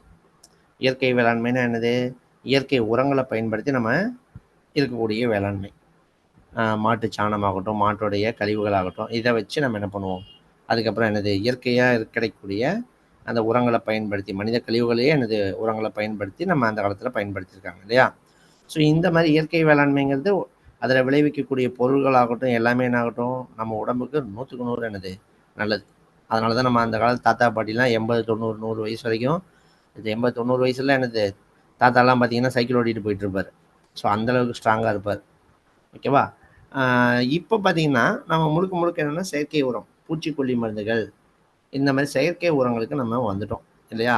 ஏன் சார் இது வந்துட்டோம், இந்த செயற்கை உரங்களுக்கு வந்ததுக்கப்புறம் இப்போ நமக்கு இப்போ பாருங்கள், சின்ன சின்ன வயசுலேயே குழந்தைகளுக்கு நோய்கள் வருது இல்லையா? சின்ன வயசு குழந்தைங்களுக்கே புற்றுநோய் முதற்கொண்டு வருது. அவங்க என்ன பண்ணியிருப்பாங்க, இப்போ அந்த காலத்துலலாம் பார்த்தீங்கன்னா ரொம்ப குடிக்கிறவங்க, இல்லை ஏதாவது சிகரெட் பிடிக்கிறவங்க, இவங்களுக்கு அந்த டிபி வந்துச்சு, இந்த நோய் வந்துச்சு அப்படின்னு நம்ம கேள்விப்பட்டிருப்போம். அதெல்லாம் ஓகே. ஏன்னா அவங்க ஏதாவது ஒன்று பண்ணியிருக்காங்க, அதனால உடலுக்குள்ள பாதிப்பு ஏற்பட்டு அவங்களுக்கு நோய் வந்திருக்கு. இப்போலாம் பார்த்தா சின்ன சின்ன வயசுலேயே எல்லாருக்கும் என்ன ஆகுதுன்னா நோய்கள்லாம் வருது. ஸோ இதுக்கெல்லாம் காரணமே என்னென்னா, மெயினாக நம்ம உணவு பழக்க முறையே என்ன ஆயிடுச்சுன்னா மாறிடுச்சு. முழுக்க முழுக்க செயற்கை உரங்களை பயன்படுத்துறது நம்ம உடலுக்கு என்ன தான், கேடு தான். இப்போ இது வெற்றிமாறன் கூட ஒரு மீட்டிங்கில் சொல்லியிருந்தார். டாக்டர் டாக்டர்கிட்ட கேட்டேன், டாக்டர் டெய்லி ஒரு ஆப்பிள் சாப்பிட்ணும், சாப்பிட்டா உடம்புக்கு நல்லதுன்னு சொல்கிறாங்களே, அது உண்மையா அப்படின்னு கேட்டேன். அவர் சொன்னார், அது உண்மை தான் வெற்றி, ஆனால் அதுக்கு ஆப்பிள் சாப்பிட்ணும் அப்படின்னு சொன்னார். என்ன சொல்ல வர்றாருன்னா, இப்போ வரதெல்லாம் ஆப்பிளே கிடையாது அப்படின்னு சொல்கிறாரு அவர். இப்போ இதெல்லாம் செயற்கையாக கிரியேட் பண்ணுறது தான், இதெல்லாம் ஒரிஜினல் ஆப்பிளே கிடையாது அப்படின்னு சொல்லி அவர் என்ன பண்ணாராம் சொன்னார் அப்படின்னு சொல்கிறாங்க. ஸோ இந்த அளவுக்கு இந்த செயற்கை உரங்கள் இதெல்லாம் இருக்கு இல்லையா? இத பயன்படுத்துறோம். சரி இது இப்ப நம்ம பயன்படுத்தினா நமக்கு கெடுதல்னு நம்மள மாரி ஒரு சாதாரண மனுஷனுக்கே தெரியுது. அப்ப மேல இருக்க ஆட்சியாளர்களுக்கு தெரியாதா? இந்த செயற்கை உரங்கள்லாம் யாரோட காலத்துல அறிமுகப்படுத்துனாங்கன்னா, நம்ம ஜவஹர்லால் நேரு காலத்துல அறிமுகப்படுத்திருக்காங்க. மிகப்பெரிய மேதை. நல்லா படிச்சவரு. ஸோ அவருக்கு தெரியாதா சார் இத பத்தி? அப்படின்னா தெரியும். ஸோ அப்புறம் ஏன் சார் அறிமுகப்படுத்தினாரு? அப்படின்னா, அந்த இப்ப உங்களுக்கு பார்த்தீங்கன்னா 3 வேள சோறு எல்லாருக்கும் கிடைக்குது. மேக்ஸிமம் ஒரு 80% எல்லாருக்கும் கிடைக்குது. ஸோ அந்த காலத்தில பார்த்தீங்கன்னா, இப்ப சுதந்திரம் குடுத்துட்டு போயிட்டான் பிரிட்டிஷ். ஆனா, இங்க இருக்க எல்லாத்தையும் எடுத்துட்டு போயிட்டான். ஸோ அப்ப இங்க பார்த்தீங்கன்னா, சாப்பாடு குடுக்கவே என்னது, வழி இல்லாத அளவுக்கு ஆட்சியாளர்கள் இருந்தாங்க. சாப்பாடு குடுக்க வழி இல்லங்கிறத விட, அந்த உணவு பற்றாக்குறை இருந்துச்சு. சுதந்திரம் கிடைக்கும்போதெல்லாம் நமக்கு ஒரு 30, 40 கோடி தான் என்னது, நம்மளோட பாப்புலேஷனே. ஆனா, அதில கிட்டத்தட்ட ஒரு 50% பேத்துக்கு தான் சாப்பாடே கிடைக்கிற அளவுக்கு இருந்துச்சு. மீதி இருக்கவங்களுக்கு கிடைக்காது. அப்ப அத பார்க்குறாரு ஜவஹர்லால் நேரு. ஓ! இயற்கை வேளாண்மை பண்ணோம் அப்டின்னா, கொஞ்சம் 6 மாசத்துல விளையக்கூடிய பயிரு. செயற்கை வேளாண்மை பண்ணோம்னா, 4 மாசத்துலயே விளையுது. அப்போ வருஷத்துக்கு இங்க 2 தடவ விளைவிக்கிறத, அங்க 3 தடவ என்ன பண்ண முடியுது? விளைவிக்க முடியுது. அப்போ உணவுப் பொருட்கள் கொஞ்சம் அதிகமா கிடைக்கும். அப்ப இன்னும் கொஞ்சம் பேத்தோட பசிய என்ன பண்ண முடியும்? போக்க முடியும். அப்டின்னு சொல்லி தான் இதில இன்ட்ரோடியூஸ் பண்றாங்க. அவங்களுக்கு தெரியும். இத இன்ட்ரோடியூஸ் பண்ணா பின்னாடி அவங்களுக்கு நோய்கள் வரும். இதெல்லாம் அவங்களுக்கு தெரியும். இருந்தாலும் அவங்க அத அந்த காலத்துக்கு தேவையானதா கருதி என்ன பண்றாங்க? கொண்டு வராங்க. ஓகேவா? அதாவது அவரோட கான்செப்ட் என்னன்னா, இப்ப 30 வயசுல ஒருத்தன் சாப்பாடு இல்லாம சாவறதுக்கு, அவன் இந்த மாரி நஞ்சுள்ள உணவ சாப்பிட்டு 70 வயசுல செத்தா கூட அவருக்கு பிரச்சனை இல்ல. 90 வயசு வரைக்கும் வாழாம, 30 வயசுல சாவறதுக்கு 70 வயசுல செத்துட்டு போட்டும். இதுதான். ஓகேவா? ஸோ இந்த அளவுக்கு இது எல்லாமே எது? 5 ஆண்டு திட்டத்து இந்த பிளானிங் கமிஷன் மூலமா தான் எல்லாம் கொண்டு வராங்க. செயற்கை உரத்த கொண்டு வந்தா எப்படி இருக்கும் நாடு? ஸோ இதுக்கு நம்ம என்ன பண்ணலாம்? இது எப்படி பாதிப்படைய வைக்கும்? இந்த பாதிப்புக்கு நம்ம என்ன பண்ண முடியும்? இப்படி யோசிப்பாங்க. புரியுதா உங்களுக்கு? ஸோ இருக்கிற இதுலேருந்து நம்ம மாற்றத்த கொண்டு வரோம். மாற்றத்த கொண்டு வரும்போது பாதிப்பு வருதுன்னா, அதை எப்படி நம்ம ரிசால்வ் பண்றது? அப்படிங்கிறத பத்தி ஃபுல் அண்ட் ஃபுல் எல்லாமே ஐடியா குடுக்கறது எல்லாமே என்னதான்? இந்த பிளானிங் கமிஷன் தான். ஓகேவா? ஆ அதனால அத நம்ம டெப்த்தா படிக்கணும். அடுத்து பாருங்க மொபிலைசேஷன் ஆஃப் ரிசோர்ஸ் ரிசோர்ஸ் வளங்கள் பத்தி நம்ம நெறைய படிக்கணுங்க. நம்ம 11த் எக்கனாமி புக்ல வளங்கள் பத்தி டெப்த்தா இருக்கு. இயற்கை வளங்கள், ஆற்றல் வளங்கள், புதுப்பிக்கக்கூடிய வளங்கள், புதுப்பிக்க இயலாத வளங்கள் எல்லாமே நம்ம படிக்கணும். ஓகேவா? நெக்ஸ்ட் பார்த்தீங்கன்னா, குரோத், டெவலப்மென்ட் அண்ட் எம்ப்ளாய்மென்ட். அதாவது எம்ப்ளாய்மென்ட்ங்கிறத விட அன்எம்ப்ளாய்மென்ட் இங்க அதிகமா இருக்கு. ஸோ அத பத்தியும், அத போக்குறதுக்காக என்னென்ன திட்டங்கள் கொண்டு வந்தாங்க, டெவலப் பண்றதுக்கு என்னென்ன திட்டங்கள் கொண்டு வந்தாங்கங்கிறத பத்தியும் நம்ம என்ன பண்ணணும்? படிக்கணும். ஓகேவா? இந்தியா எப்படி எந்தெந்த இதில குரோத் ஆகுது. ஸோ டெவலப் பண்றதுக்கு என்னென்ன திட்டங்கள் கொண்டு வராங்க. அத பத்தி நம்ம மேஜரா படிக்கணும். அவ்வளோதான். அடுத்து மேஜர் கிராப்ஸ் முக்கிய பயிர்கள பத்தி படிக்க போறோம். இந்தியாவுல இருக்கக்கூடிய பல்வேறு வகையான பயிர்களும், பயிர் முறைகள பத்தியும் நம்ம என்ன பண்ண போறோம்? படிக்க போறோம். இப்ப நம்ம ஒரு பேச்சுக்கு நீலகிரி சைடு போறீங்கன்னா என்னது? அங்க பார்த்தீங்கன்னா எஸ்டேட் தான். அங்க பார்த்தீங்கன்னா படிக்கட்டு முறை வேளாண்மைய பயன்படுத்துவோம். ஸோ ஒவ்வொரு பக்கம் ஒவ்வொரு பயிர் பெருக்கம். இப்ப அங்கலாம் பார்த்தீங்கன்னா, இங்க இங்க விளைவிக்கிற மாரி நெல்லு கொண்டு போய் நீலகிரி மண்ல போட்டீங்கன்னா விளையாது. அப்ப அங்க என்னது தேயிலை விளையும். அப்ப ஒவ்வொரு ஏரியால என்னென்ன விளையுதுன்னு பார்த்து அந்தந்த இதுக்கான பயிர் முறைகள என்ன பண்ணுவாங்க? பயன்படுத்துவாங்க. இது நாடெங்கிலும் என்னது? எப்படி பயன்படுத்துறாங்கிறத நம்ம பார்க்க போறோம். அடுத்து டெக்னாலஜி. அ மின் தொழில்நுட்பம். நம்ம இதுல விவசாயத்துல மின் தொழில்நுட்பங்கள எப்படி பயன்படுத்துறாங்க? மெயினா இப்ப சொன்னது தான். இப்ப டிராக்டர் ஆகட்டும் எல்லாமே என்னதான்? டெக்னாலஜிக்குள்ள தான் நமக்கு வரப்போகுது. நம்ம ஜே.சி. குமரப்பா, பச்சை காந்தி அப்படின்னு சொல்லுவாங்க. மிகப்பெரிய பொருளாதார வல்லுனர். ஸோ அவரு பார்த்தீங்கன்னா இருக்கும்போது கேட்டாங்களாம். டிராக்டர் இன்ட்ரோடியூஸ் பண்ணலாம் அப்படின்ட்டு ஒரு மீட்டிங் போட்டு பேசிட்டு இருக்காங்களாம். டிராக்டர்னா என்ன அப்படின்னா, மனுஷன் இத்தனை ஒரு 50 மனுஷன் பண்ற வேலைய இந்த ஒரு டிராக்டர் என்ன பண்ணிரும்? பண்ணிட்டு வந்துரும். டைம் கன்சியூம் என்னது? நமக்கு கிடைக்கும், வைக்கும் எல்லாமே அவங்க என்ன பண்றாங்க. இப்ப டிராக்டரே நாத்துலாம் நடுது. பார்த்துருப்பீங்க வீடியோலாம். ஸோ எல்லாமே அ மனிதர்களோட வேலை இல்லாம மிஷினே என்ன பண்ணிரும்? இத செஞ்சுரும். மனிதனோ, மாடோ இதெல்லாம் தேவையில்லாம இத பண்ணிரும் அப்படின்னு சொல்றாங்களாம். அப்ப அவரு கேட்குறாராம், நீங்க டிராக்டர்ன்னு ஏதோ ஒண்ணு சொல்றீங்களே, அது சாணி போடுமா?" அப்படின்னு கேட்டாராம். அதாவது அவர் என்ன சொல்றாரு, விவசாயத்துல மாட வச்சு உழுகுறோம் இல்லையா? ஸோ அது வந்து அந்த மண்ண உழுகுறதுக்கு மட்டும் அந்த மாட்ட பயன்படுத்தல. அத உழுதுட்டு இருக்கும்போது அது கழிவு போடும். அந்த கழிவுகள் தான் அந்த மண்ணைய என்ன பண்ணுதுன்னா வளப்படுத்துது. அப்படிங்கிறது ஜே.சி. குமரப்பா அப்பயே சொல்லியிருப்பாரு. ஸோ அவரெல்லாம் பத்தி நமக்கு 11த் புக்ல டெப்த்தா குடுத்துருப்பாங்க. நம்ம விவசாயத்துல ஏற்படுத்தின முக்கியமான இந்த தொழில்நுட்பத்த பத்தி படிக்கணும். முக்கியமா நம்ம பசுமை புரட்சிய கூட எடுத்துக்கலாம். பசுமை புரட்சி நெறைய புரட்சிகள் இருக்கு. அந்த எல்லா புரட்சிகள பத்தியும் நம்ம டெப்த்தா படிக்கணும். ஓகேவா? ஸோ யூனிட் 7ல எக்கனாமி இவ்வளோதான். நெக்ஸ்ட் பாருங்க யூனிட் 8 இது நமக்கு ரொம்ப முக்கியங்க science and tech. Science and டெக்ல இருந்து நமக்கு கொஸ்டின் வருது. இத full and full current affairs ஓரியன்டடா தான் நம்ம படிக்கிற மாரி இருக்கும். நம்ம அதுக்கு ஃபுல் நோட்ஸ் உங்களுக்கு தெளிவா குடுத்துருவோம். ஃபர்ஸ்ட் பாருங்க லேட்டஸ்ட் இன்வென்ஷன். புதிய கண்டுபிடிப்புகள் ஏதாவது இருக்கா? மெயினா சயின்ஸ் அண்ட் டெக்னா நம்ம என்ன படிக்கணும்னா இந்த செயற்கைக்கோளுங்க. இந்த நம்ம நாசாவை பற்றியும் இங்கே இருக்க இஸ்ரோவை பற்றியும். நாசா, இஸ்ரோ இதில் புதுசாக ஏதாவது செயற்கைக்கோள் விட்டுருப்பாங்க. இந்த மாதிரி இருக்கக்கூடிய புதுமையான இந்த சயின்ஸ் அண்ட் டெக் ஓரியன்டாக தான் படிக்கணும். அதை தாண்டி என்னென்னா ஏதாவது மருந்து கண்டுபிடிச்சிருப்பாங்க. இந்த நோய்க்கு மருந்து, எய்ட்ஸுக்கு இப்போ இன்றைக்கி மருந்து கண்டுபிடிச்சிருக்காங்க. இந்த மருந்து இதை போட்டால் இனிமேல் அவ்வளோதான் ஃபுல் க்யூர் ஆயிரும் அப்படின்னு ஒரு புதுமையான ஏதாவது ஒன்று சயின்ஸ் ஓரியன்டாக ஏதாவது ஒன்று என்ன பண்ணியிருப்பாங்க, கண்டுபிடிச்சிருப்பாங்க. அந்த மாதிரி லேட்டஸ்ட் இன்வென்ஷன் நம்ம படிக்கணும். ஃபஸ்ட்டு பாயிண்ட் நமக்கு ரொம்ப முக்கியம். செகண்ட் நார்மல் தான், அது சும்மா கொடுத்துருக்காங்க. தேர்ட் ஒன் பாருங்களேன், achievement of Indians. Science and டெக்கில் இந்தியர்களோட அச்சீவ்மெண்ட் என்ன? நம்ம இதுக்கு முன்னாடி கூட இஸ்ரோவோட தலைவராக யார், சிவன் இருந்தார், அப்புறம் சோம்நாத் இருந்தார் இல்லையா? ஸோ இந்தமாதிரி இந்தியர்களுடைய பங்களிப்பு என்ன இருந்துச்சு, அவங்க என்னென்ன செயற்கைக்கோள் ஏவும் போது இருந்தாங்க, வச்சாங்க, அந்த மாதிரி நம்ம மயில்சாமி அண்ணாதுரை ஆகட்டும், ஏபிஜே அப்துல் கலாம் ஆகட்டும், இவங்கெல்லாம் இந்தியன்ஸ் இல்லையா? இந்தியன்ஸுங்கிறத மெயினாக தமிழர்கள். ஸோ இந்த மாதிரி அச்சீவ்மெண்ட்ஸ் ஆஃப் இந்தியன்ஸ் அவங்கள பற்றி நம்ம என்ன பண்ண போகிறோம், படிக்க போகிறோம். ஓகேவா? ஒவ்வொருத்தவங்க சயின்ஸ் அண்ட் டெக்கில் என்னென்ன பண்ணியிருக்காங்க, வச்சுருக்காங்க, எல்லாமே நம்ம படிக்கணும். ஸோ அடுத்து பாருங்கள், application of science and tech. Application என்ன, இப்போ பயன்பாட்டில் எப்படி இருக்குது, ஸ்பேஸில், கம்ப்யூட்டரில், ரோபோட்டிக்ஸில், இதில் கொண்டு வந்த புதுமையான சயின்ஸ் அண்ட் டெக். அப்போ முழுக்க முழுக்க சயின்ஸ் அண்ட் டெக் பற்றி மட்டும் ஒரு யூனிட்டே என்ன பண்ணியிருக்காங்க, கொடுத்துருக்காங்க. கண்டிப்பாக ஒரு கேள்வி அல்லது 2 கேள்வி நம்ம என்ன பண்ணலாம்னா இதில் எதிர்பார்க்கலாம். ஓகேவா? சயின்ஸ் அண்ட் டெக் நமக்கு ரொம்ப முக்கியம். முழுக்க முழுக்க நம்ம கரண்ட் அஃபேர்ஸ் நோட்ஸ் தான் நம்ம எடுத்து டிஸ்கஸ் பண்ண போகிறோம். ஒன்றும் பிரச்சனை, நீங்கள் தேடி படிக்க வேண்டியதில்லை, நாங்களே உங்களுக்கு பிடிஎஃப் ரெடியாக கொடுப்போம். நீங்கள் அதனால் 6 நீங்கள் ஃபாலோ பண்ணிங்கனாலே போதும், தாராளமாக என்ன பண்ணலாம், எல்லாமே கிளியராக உங்களுக்கு கண்டென்ட் கிடைச்சிடும். நீங்கள் படிச்சிங்கன்னா மட்டும் போதும். 2 ஹவர்ஸ் கிளாஸுக்கு கவனிச்சுட்டு நீங்கள் ரெகுலராக படிச்சிங்கன்னா மட்டும் போதுமானது. ஓகேவா? அடுத்து பாருங்கள், யூனிட் 9 பாருங்கள், ஆப்டிடியூட் அண்ட் மென்டல் எபிலிட்டி. இதுக்கு போன வருஷம் இல்லை இல்லையா? ஆப்டிடியூட் அண்ட் மென்டல் எபிலிட்டி போன வருஷம் இல்லை, இந்த வருஷம் புதுசாக இன்க்ளூட் பண்ணியிருக்காங்க. அதனால் கண்டிப்பாக நம்ம இதையும் படிக்க போகிறோம். ஸோ இதில் பார்த்தீங்கன்னா நமக்கு டிஆர்பியை பொறுத்த வரைக்கும் நீங்கள் உங்களுக்கு தெரிஞ்சுக்கணும், மெயினாக ஸ்கூல் புக் சோர்ஸ் தான் எடுத்து என்ன பண்ணுறாங்கன்னா கேட்குறாங்க. ஏன்னா உங்களுக்கு தெரியும், டிஆர்பினாலே டிஆர்பி டெட் ஆகட்டும், எதாக இருந்தாலும் ஸ்கூல் புக் சோர்ஸ் தான் என்ன பண்ண போகிறாங்க, மெயினாக கேட்க போகிறாங்க. ஓகேவா? அப்போ இதெல்லாம் ஸ்கூல் புக்கில் எங்கே சார் இருக்குது? ஏன்னா நிறைய பேர் ஆப்டிடியூடை பார்த்தோன்னா பயப்படுவான். ஏன்னா 10 டாபிக் கொடுத்துருக்காங்க, எப்படி படிக்கிறது? சப்போஸ் போன தடவை ஜாக்ரஃபிலேருந்து 5 கேள்வி கேட்ட மாதிரி ஆப்டிடியூடில் வந்து 4-5 கேட்டால் என்ன சார் பண்ண போகிறோம், வைக்க போகிறோன்னு பயப்படுவாங்க. ஸோ பயப்பட வேண்டிய அவசியம் இல்லை, ஏன்னா ஸ்கூல் புக்கில் கேட்க போகிறாங்கன்னு சொல்கிறோம். ஸ்கூல் புக்கில் பாருங்கள், அந்த பர்சன்டேஜ் ஆகட்டும் 7th புக்கில் தான் இருக்குது. எல்சிஎம் ஹெச்எஃப் ஆகட்டும் 6th 7th புக்கில் தான் இருக்குது. டைம் அண்ட் ஒர்க் ஆகட்டும் 8th புக்கில் தான் இருக்குது. ரேஷியோ அண்ட் ப்ரொபோர்ஷன் ஆகட்டும் 7th புக்கில் தான் இருக்குது. சிம்பிள் இன்ட்ரெஸ்ட், காம்பவுண்ட் இன்ட்ரெஸ்ட் ஆகட்டும் 7th 8th புக்கில் தான் இருக்குது. அப்போ பாருங்கள், 10th புக்கில் கூட இல்லை, இதெல்லாம் 6th to 8th புக்குலேயே மேக்ஸிமம் உங்களுக்கு டாபிக்ஸ் என்ன ஆயிடுது, கவர் ஆகிடுது. இப்போ சிம்பிள் இன்ட்ரெஸ்ட்லாம் எடுத்துக்கிட்டால் நமக்கு ஒரே ஃபார்முலா தாங்க, PNR/100. அதை வச்சு நம்ம அப்படியே போட்டு போக வேண்டியதான். காம்பவுண்ட் இன்ட்ரெஸ்ட் எடுத்தால் மட்டும் நமக்கு காலாண்டுக்கு ஒரு முறை, அரையாண்டுக்கு ஒரு முறை, ஒரு ஆண்டுக்கு ஒரு முறைன்ற 3 விதமாக நம்ம ஃபார்முலா வச்சு படிக்க போகிறோம். நீங்கள் அதனால் பயப்பட வேண்டிய அவசியமே இல்லை, ஈஸியாக இருக்கும். ஏரியா அண்ட் வால்யூம் மட்டும்தான் நம்ம என்ன பண்ணணும்னா 9th 10th புக்கில் இருக்கக்கூடிய சம்ஸை நம்ம பார்க்குற மாதிரி இருக்கும். நம்ம அதுலேயும் ஒவ்வொரு ஃபார்முலா நீங்கள் நல்லா தெளிவாக தெரிஞ்சுக்கணும். ஏரியான்னு வச்சுக்கோங்களேன், ஏரியானா அவன் வந்து 2Dயை தான் மென்ஷன் பண்ணுறாங்க, 2D. வால்யூம்னா 3Dயை மென்ஷன் பண்ணுறாங்க. 2Dனா உங்களுக்கு தெரியும்னு நினைக்கிறேன், ஃப்ளாட்டாக இருக்கிறது. அதாவது லென்த்து பிரெத்து மட்டும் இருந்தால் அதை என்ன சொல்லுவாங்கன்னா 2Dன்னு சொல்லுவாங்க.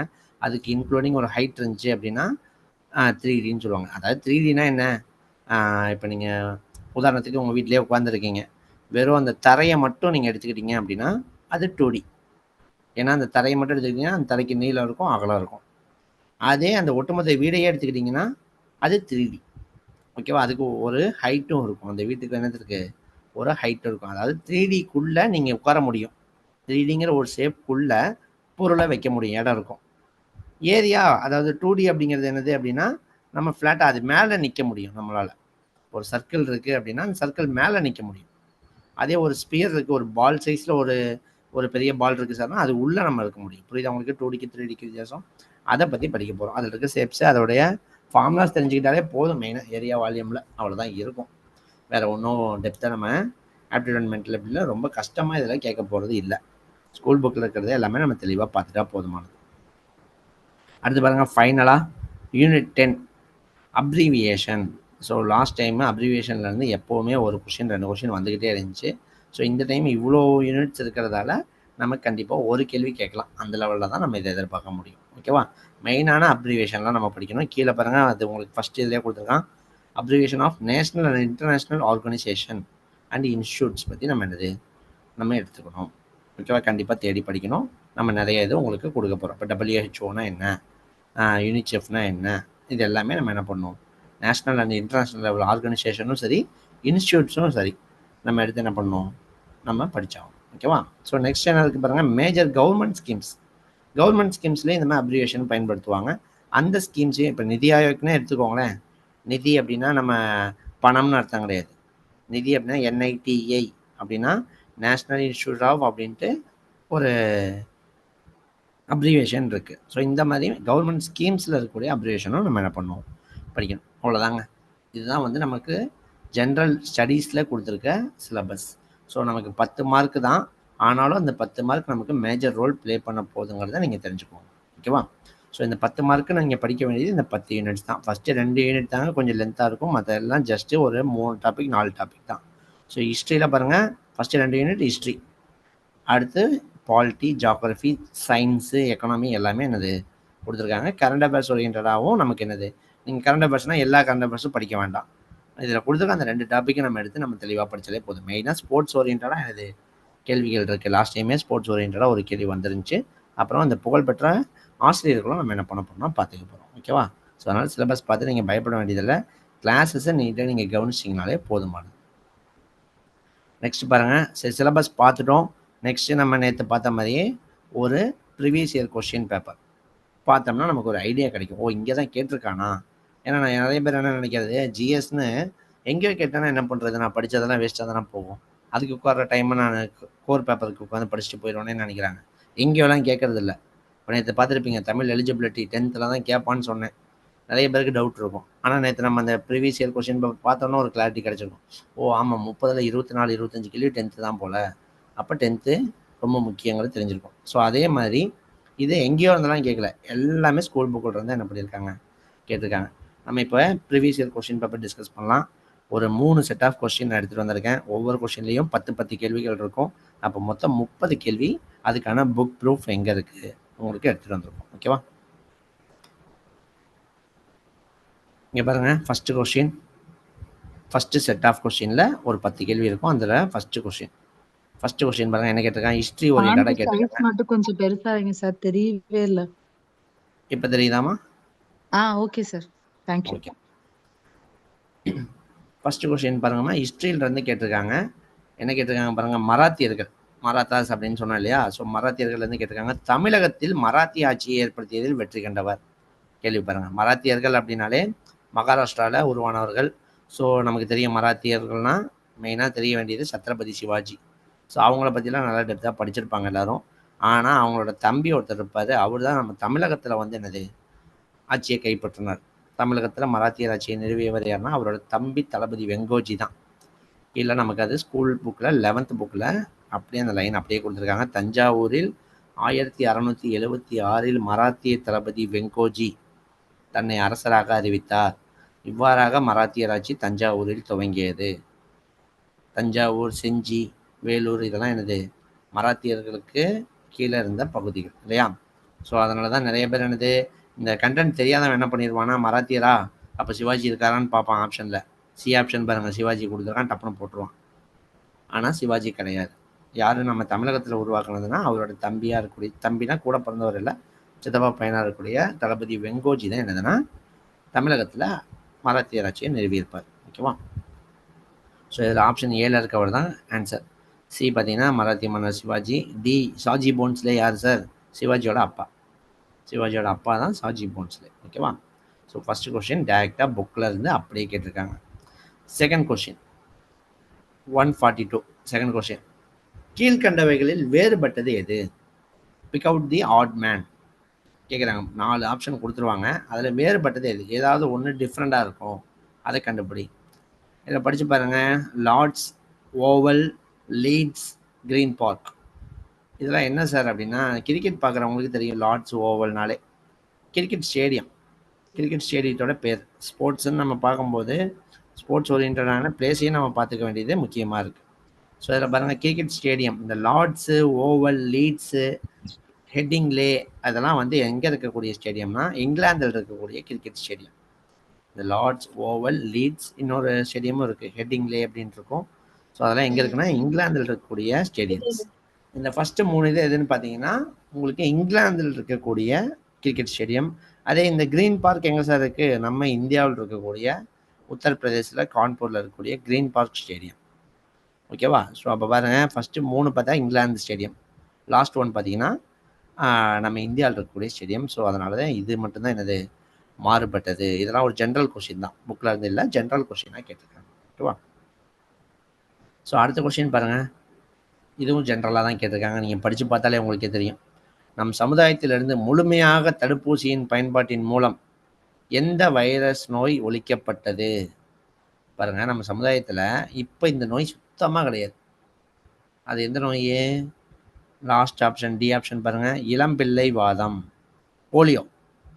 தமிழில் பார்க்குறத விட இங்கிலீஷில் பாருங்கள், போலியோ ட்ராப்ஸ் குடிக்கிறோம் இல்லையா? அதாவது சின்ன வயசில் எல்லா குழந்தைங்களுக்கும் போலியோ சொட்டு மருந்து ஊற்றுறாங்களா? முன்னாடிலாம் போலியோ வந்து நிறைய பேர் கை கால் என்னது அப்படியே ஸ்டக் ஆகி போலியோ நோயால் பாதிக்கப்பட்டு அப்படியே லைஃப் லாங் இருப்பாங்க. திருப்பி அதை ரெக்கவரே பண்ண முடியாது. ஸோ அதுக்கப்புறம் அதுக்கு தடுப்பூசி கண்டுபிடிச்சாங்க. எல்லா நோய்களும் அது மாதிரி தாங்க. இப்போ நம்ம ஒரு பேச்சுக்கு கொரோனாவே எடுத்துக்கோங்களேன், ஒரு மிகப்பெரிய நோயாக நம்ம பார்த்தோம். அடுத்து நமக்கு தடுப்பூசி கண்டுபிடிச்சோன்னே அது அப்படி ஆயிடுச்சு, நார்மல் ஆயிடுச்சு. இப்போயும் நம்ம பார்க்குறோம், அங்கே கொரோனா வந்துச்சு, இங்கே கொரோனா வந்துச்சுன்னா ஒரு பெரிய லெவலில் நம்ம எடுத்துக்க மாட்டேங்கிறோம், பயப்பட மாட்டேங்கிறோம். ஏன்? தடுப்பூசி இருக்குது. ஸோ அப்போ அதை க்யூர் பண்ணிட முடியும் அப்படிங்கிறது இருக்குது. ஸோ இந்த தடுப்பூசி மூலமாக முழுமையாகவே ஒழிச்சது எந்த நோய்னா இந்த போலியோ தாங்க. இப்போ யாருக்குமே போலியோ அட்டாக் என்னது ஆகிறதே இல்லை. ஓகேவா? ஸோ இதுவும் நமக்கு ஜென்ரலாக கேட்டிருக்காங்க. ஆனால் படித்து பார்த்தாலே ஆன்சர் போடுற மாதிரி தான் கேட்குறாங்க, ஜென்ரல் கொஸ்டின். ஓகேவா? சும்மா கொஞ்சம் நாலேஜ் இருந்தாலே போதும் அப்படிங்கிறது தான். மெயினாக சில பேர்லாம் இந்த போலியோனா இளம்பிள்ளை வாதம்ங்கிற வார்த்தை கூட சில பேருக்குலாம் தெரியாது.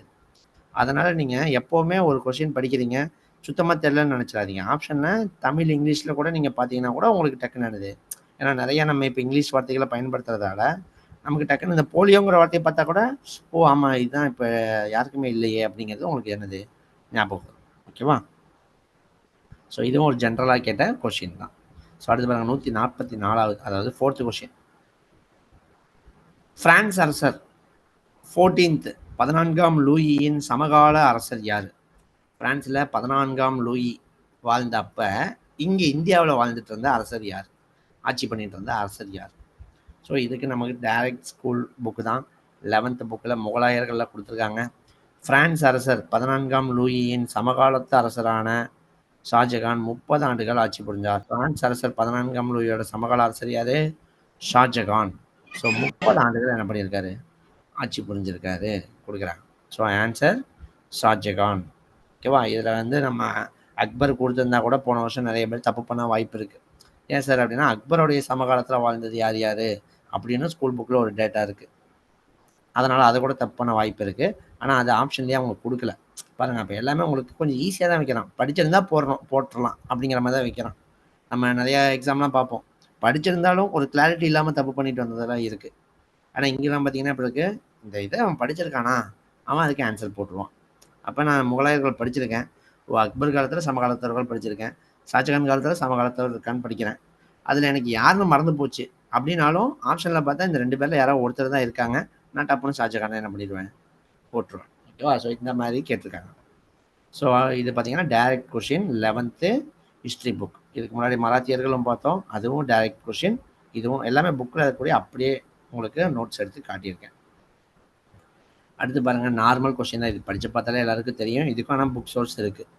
தாவரங்களில் இலைத்துளைகள் வழியாக நீரானது ஆவியாக வெளியேறுவதை டேஷ் என்கிறோம், டேஷ் எனப்படும் கேட்குறாங்க.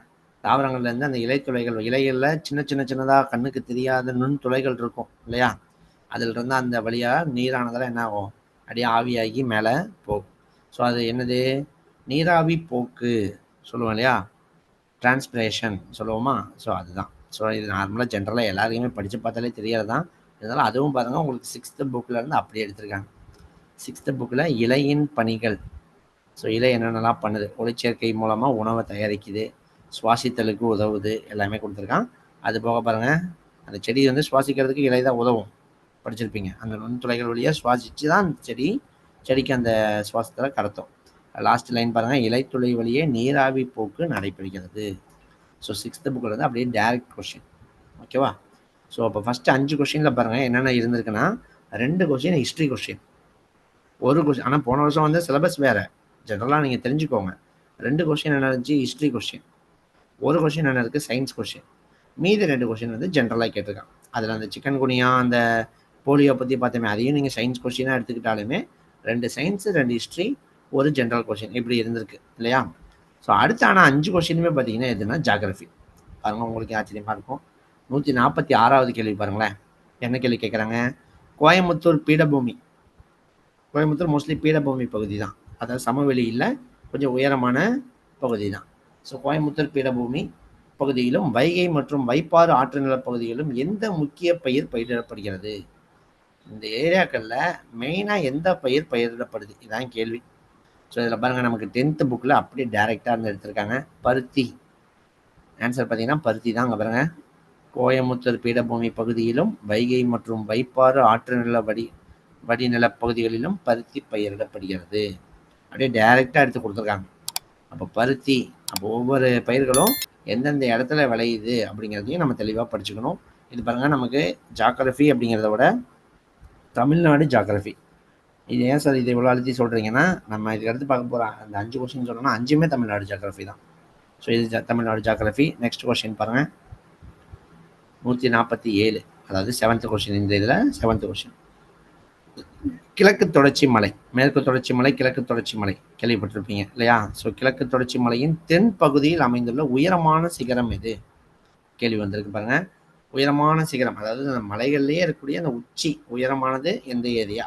அதான் கேள்வியாக கேட்டிருக்காங்க. சோலைக்கரடு அப்படிங்கிறது தான். நீங்கள் கிழக்கு தொடர்ச்சி மலை, மேற்கு தொடர்ச்சி மலை தெரியும் இல்லையா? மேற்கு தொடர்ச்சி மலை அப்படியே நம்ம அங்கே மேலே மகாராஷ்டிரா அந்த குஜராத் கார்னர்லேருந்து அப்படியே கீழே வரைக்கும் கேரளா சைடில் அப்படியே ஒட்டிக்கிட்டு வரது தான் மேற்கு தொடர்ச்சி மலை. இந்த சைடு அப்படியே தமிழ்நாடு, ஆந்திரா, இந்த ஒடிசா வரைக்கும் போகிறது என்னது? கிழக்கு தொடர்ச்சி. ரெண்டும் வந்து ஜாயிண்ட் ஆகிற இடம் எது அப்படின்னா நம்ம நீலகிரி தான்.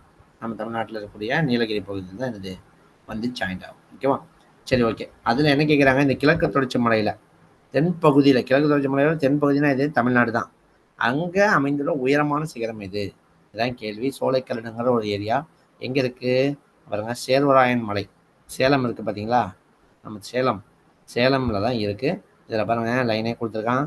இவற்றில் அமைந்துள்ள 1620 மீட்டர் உயரம் கொண்ட சோலைக்கரடு என்பது கிழக்கு தொடர்ச்சி மலையின் தென்பகுதியில் அமைந்துள்ள உயரமான சிகரமாகும். அப்படியே கொடுத்துருக்காங்க இல்லையா? ஸோ இதில் ஹைட் பாருங்கள், 1620 மீட்டர். ஸோ எவ்வளோ ஹைட் பாருங்கள். 10 அடி ரூம் அப்படின்னா அது 3 மீட்டர் தான். அப்போ அதுமாதிரி எத்தனை ரூம் சேர்த்துனீங்கன்னா எவ்வளோ ஹைட் இருக்குன்னு நீங்கள் யோசிச்சு பாருங்கள். பயங்கரமான ஹைட்டு. ஸோ சோலைக்கரடு அப்படிங்கிறது தான். இதில் இந்தியாவிலேயே உயரமானது இது, இதெல்லாம் நமக்கு எவரெஸ்ட் இதெல்லாம் அங்கே படிக்க போகிறோம். எவரெஸ்ட் வந்து இந்தியா கிடையாது. இந்தியாவில் உயரமானது எதுனா காட்வின் ஆஸ்டிங் அப்படிங்கிறது தான் என்னது, இமயமலையில் இருக்கக்கூடிய உயரமான சிகரம், K2 அப்படின்னு சொல்லுவாங்க. ஸோ எவரெஸ்ட் பார்த்தீங்கன்னா நமக்கு நேபாளில் வந்துடும், இந்தியாவில் வராது. சரி, ஓகே. அடுத்த கொஸ்டின் பாருங்கள், 8th கொஸ்டின். எந்த அணை காரையார்? இது வந்து கரையார் அணைன்னு கொடுத்துருக்காங்க. இதை வந்து நீங்கள் திருநெல்வேலி பகுதியில் இருந்திருந்தீங்கன்னா உங்களுக்கு தெரியும். காரையார்னு சொல்லுவாங்க, காரையார் டேம் அப்படின்னு சொல்லுவாங்க. ஸோ அது எந்த அணை காரையாறு அணை என்று அழைக்கப்படுகிறது? நீங்கள் இது வந்து திருநெல்வேலியில் இருந்தீங்கன்னா படிக்கவே தேவையில்லை, அப்படியே போடலாம். ஏன்னா திருநெல்வேலியில் அம்பாசமுத்திரம் தான் எங்கள் ஊர். ஸோ அங்கேருந்து 10 கிலோமீட்டர் 20 கிலோமீட்டரில் பாபநாசம். ஸோ பாபநாசம் போயிட்டோன்னா பாபநாசத்துலேருந்து மேலே பஸ்ஸு போகும். எங்கே போகுது? காரையார் டேமுக்கு போகுதும்பாங்க. ஸோ காரையார் டேமுங்கிறது என்னென்னா பாபநாசம் அணை தான் என்னது, காரையார் அணைன்னே சொல்லுவாங்க. அதை உங்களுக்கு புக்லேயும் கொடுத்துருக்கான். பாபநாசம் அணை திருநெல்வேலியிலேருந்து 49 கிலோமீட்டர் தொலைவில், அது திருநெல்வேலி மெயின்லேருந்து சொல்கிறாங்க. 49 கிலோமீட்டர் தொலைவில் பாபநாசம் அணை இருக்காமல் அது என்ன சொல்கிறாங்க, கரையார் அணை அப்படின்னு சொல்கிறாங்க. ஓகேவா? அங்கே மேலே காரையார் டேமு, கோவில் எல்லாமே இருக்கும். ஸோ அதனால் அது ஒரு டூரிஸ்ட் பிளேஸ் மாதிரியே எல்லாருமே போய் பார்ப்பாங்க. ஸோ பாபநாசம் அணை தான் என்னது, காரையார் அணை. ஓகேவா? கரையார் அணை. ஸோ அடுத்து பாருங்கள், 149வது கொஸ்டின். இதுவும் புக்கில் இருக்கக்கூடிய கொஸ்டின் தான். புக் சோர்ஸ் மட்டும் 9th புக்லேயே 8th புக்லேயே இருக்கும்னு நினைக்கிறேன். அது மட்டும் நான் உங்களுக்கு கன்ஃபார்ம் பண்ணிட்டு சொல்கிறேன். தமிழ்நாட்டின் கந்தத்திட்டு பரவலானது எவ்வளோ அப்படின்னு கேட்குறாங்க. ஸோ ஆன்சர் பார்த்தீங்கன்னா 41,412 சதுர கிலோமீட்டர் அப்படிங்கிறது தான். டேரெக்டான இதுவும் புக் கொஸ்டின் தான், டேரெக்ட் கொஸ்டின் தான், வெளியே இருந்து கேட்கல. ஓகேவா? ஸோ நெக்ஸ்ட் பாருங்கள், 150, 150வது கேள்வி. கீழ்கண்டவற்றுள் மேற்கு தொடர்ச்சி மலையில் இல்லாத, சொல்லுங்கம்மா. கண்டத்திட்டுனா என்ன சார்? எப்படி அதை எப்படி சொல்றீங்க? நம்ம கண்டத்திட்டு பரவல்னா இப்போ இது இருக்குல்லம்மா, இப்போ எப்படி சொல்கிறது, இமயமலையே பார்த்தீங்கன்னா எப்படி உருவாயிருக்கு அப்படின்னா, டெத்திஸ், கோண்டுவானா அப்படின்னு 2 பகுதிகள் இருக்கும். ஸோ அந்த 2 பகுதிகள் அப்படியே அதாவது 2 கடல் தான் அது. 2 அப்படியே ஒண்ணோட ஒண்ணு ஜாயிண்ட் ஆகும். இப்ப நோட்டே இருக்குன்னு வச்சுக்கோங்களேன். 2 நோட் எடுத்து நீங்க வச்சு பார்த்தீங்கன்னா தெரியும். 2 நோட் அப்படியே பக்கத்துல கொண்டு வரீங்க. அப்படியே 2 ஜாயிண்ட் ஆகும்போது அது அப்படியே என்ன ஆகும்னா, மேல அப்படியே கூம்பு மாதிரி ஏறும். இல்லையா? ஸோ அப்படி உருவானது என்னதுன்னா இமயமலையே. அப்படி தமிழ்நாட்டுல கண்டத்திட்டு பரப்பளவானது அப்படின்னா, கண்டங்கள் இணைஞ்சு சில இடங்கள் அப்படியே என்ன ஆயிருக்கும், உப்பி போய் மேல வந்திருக்கும். அதுதான் பீடபூமி பகுதிகள் அப்படின்னு சொல்றோம். ஸோ அப்ப தமிழ்நாடோட மொத்த பரப்பளவு எவ்வளோன்னு பார்த்தீங்கன்னா, 1,30,30,000 சில்ற சதுர கிலோமீட்டர். அதில் அந்த கந்தத்திட்டு பரப்பளவு மட்டும் பார்த்தீங்கன்னா 41,000 சில்லற இருக்கும். ஓகேவா? இது நமக்கு ஸ்கூல் புக்லேயே இருக்கும். நான் அந்த டேட்டா மட்டும் உங்களுக்கு எங்கே இருக்குன்னு எடுத்து உங்களுக்கு தெளிவாக உங்களுக்கு சொல்கிறேன். ஓகேவா? ஸோ 149க்கு ஆன்சர் 41,412 சதுர கிலோமீட்டர். ஸோ 150வது கொஸ்டின் பாருங்க. கீழ்கண்டவற்றுள் மேற்கு தொடர்ச்சி மலையில் இல்லாத சிகரம் எது? சிகரம்னாலே நான் உங்களுக்கு சொல்லிட்டேன். ஹையஸ்ட் பீக்னு சொல்லுவாங்க இல்லையா? ஸோ அப்போ மேலே உயரமாக இருக்கும். அந்த மலைப்பகுதியிலே இருக்கக்கூடிய உச்சி. அது எந்தெந்த ஏரியாவோ அதோட பேர்லாம் இருக்கும். ஸோ இதில் பாருங்கள், மேற்கு தொடர்ச்சி மலையில் இல்லாத சிகரம் எது? கேள்வி பாருங்கள், இல்லாத சிகரம். நீங்கள் டப்புன்னு மேற்கு தொடர்ச்சி மலையில் இருக்கிறது எதுன்னு பார்த்து இது ஓகே தொட்டப்பட்ட மேற்கு தொடர்ச்சி மலையில் இருக்குன்னு போட்டிங்கன்னா தப்பாக போயிடும். ஸோ இங்கே கொடுத்துருக்கான் பாருங்க புக்கில், மேற்கு தொடர்ச்சி மலையில் இருக்கக்கூடிய சிகரங்கள் எது எதுன்னு கொடுத்துருக்கான். கிழக்கு தொடர்ச்சி மலையில் இருக்கக்கூடிய சிகரங்களும் எது எதுன்னு கொடுத்துருப்பாங்க புக்கில். அதில் மேற்கு தொடர்ச்சி மலையில் இருக்கக்கூடிய சிகரம் பாருங்கள், தொட்டபெட்டா, முக்குர்த்தி, வேம்படிச்சோலை, பெருமாள் மலை, கோட்டமலை, பகாசுரா. இதெல்லாம் இதோட ஹைட்டும் கொடுத்துருக்காங்க. நம்ம மேக்ஸிமம் ஃபஸ்ட்டு, செகண்டு, தேர்டு வரைக்கும் நம்ம படிச்சுக்கிறது பெஸ்ட்டு ஹைட்டோட. ஓகேவா? ஸோ இதில் பாருங்கள் என்ன கொடுத்துருக்கான், தொட்டபெட்டா இருக்குது. ஸோ அதே மேற்கு தொடர்ச்சி மலை தான். வேம்படிச்சோலை அதே மேற்கு தொடர்ச்சி மலை தான். டி ஆப்ஷன் பகாசுரா அதுவும் மேற்கு தொடர்ச்சி மலை தான். ஆனால் இந்த முகனூர் மட்டும் என்னது மேற்கு தொடர்ச்சி மலையில் வராது. ஓகேவா? ஸோ அதனால் இதை என்ன சொல்கிறோம் அப்படின்னா, மேற்கு தொடர்ச்சி மலையில் இல்லாத சிகரம் அப்படின்னு முகனூரை தான் சொல்கிறாங்க. ஓகேவா? ஸோ டேரக்ட் கொஷின் தான். அப்போ பாருங்கள், ஃபஸ்ட்டு ஒரு செட்டு கொஷின் பார்த்துட்டு 150 வரைக்கும் பார்த்துருக்கோம். 141லேருந்து 150 வரைக்கும் இல்லையா 10 கொஷின் டிஸ்கஸ் பண்ணியிருக்கோம். ஸோ இதில் பார்த்தீங்கன்னா லாஸ்ட் 5 கொஷின் அப்படியே டேரெக்டாக எங்கே கேட்டிருக்காங்க, தமிழ்நாடு ஹிஸ்ட்ரியிலேருந்து என்ன பண்ணியிருக்காங்க கேட்டிருக்காங்க. அதே மாதிரி ஃபஸ்ட்டு 5 கொஷின் எதில் கேட்டிருக்காங்கன்னா, அதில் ஹிஸ்ட்ரியிலேருந்து 2 கேட்டிருக்காங்க. அதுலேயும் ஒன்று பாருங்கள், தமிழ்நாடு தொடர்பாக தான் கேட்டிருக்காங்க. தமிழ்நாட்டில் மராத்திய ராச்சிய நிறுவனது யார்? அப்போ தமிழ்நாடு சார்ந்து இருக்கிறத நம்ம என்ன பண்ணணும், டெப்த்தாக நம்ம படிக்கணும் அப்படிங்கிறத நீங்கள் தெரிஞ்சுக்கணும். ஓகேவா? டிஆர்பி எக்ஸாம் பொறுத்த வரைக்கும். ஸோ இதுக்கு நீங்கள் வந்து அடுத்தடுத்த செட் ஆஃப் கொஸ்டினை இப்போ பார்க்க போகிறோம். அதுலேயும் இதே தான், தமிழ்நாடு சார்ந்ததுக்கு தான் முக்கியத்துவமே கொடுத்துருப்பான். ஓகேவா? ஸோ அடுத்து பாருங்கள், இது செகண்ட் கொஸ்டின், அதாவது செகண்ட் செட் ஆஃப் கொஸ்டின். அடுத்த 10 கேள்வி பார்க்க போகிறோம். ஃபஸ்ட்டு கொஸ்டின் பாலிட்டியிலேருந்து கேட்டிருக்காங்க.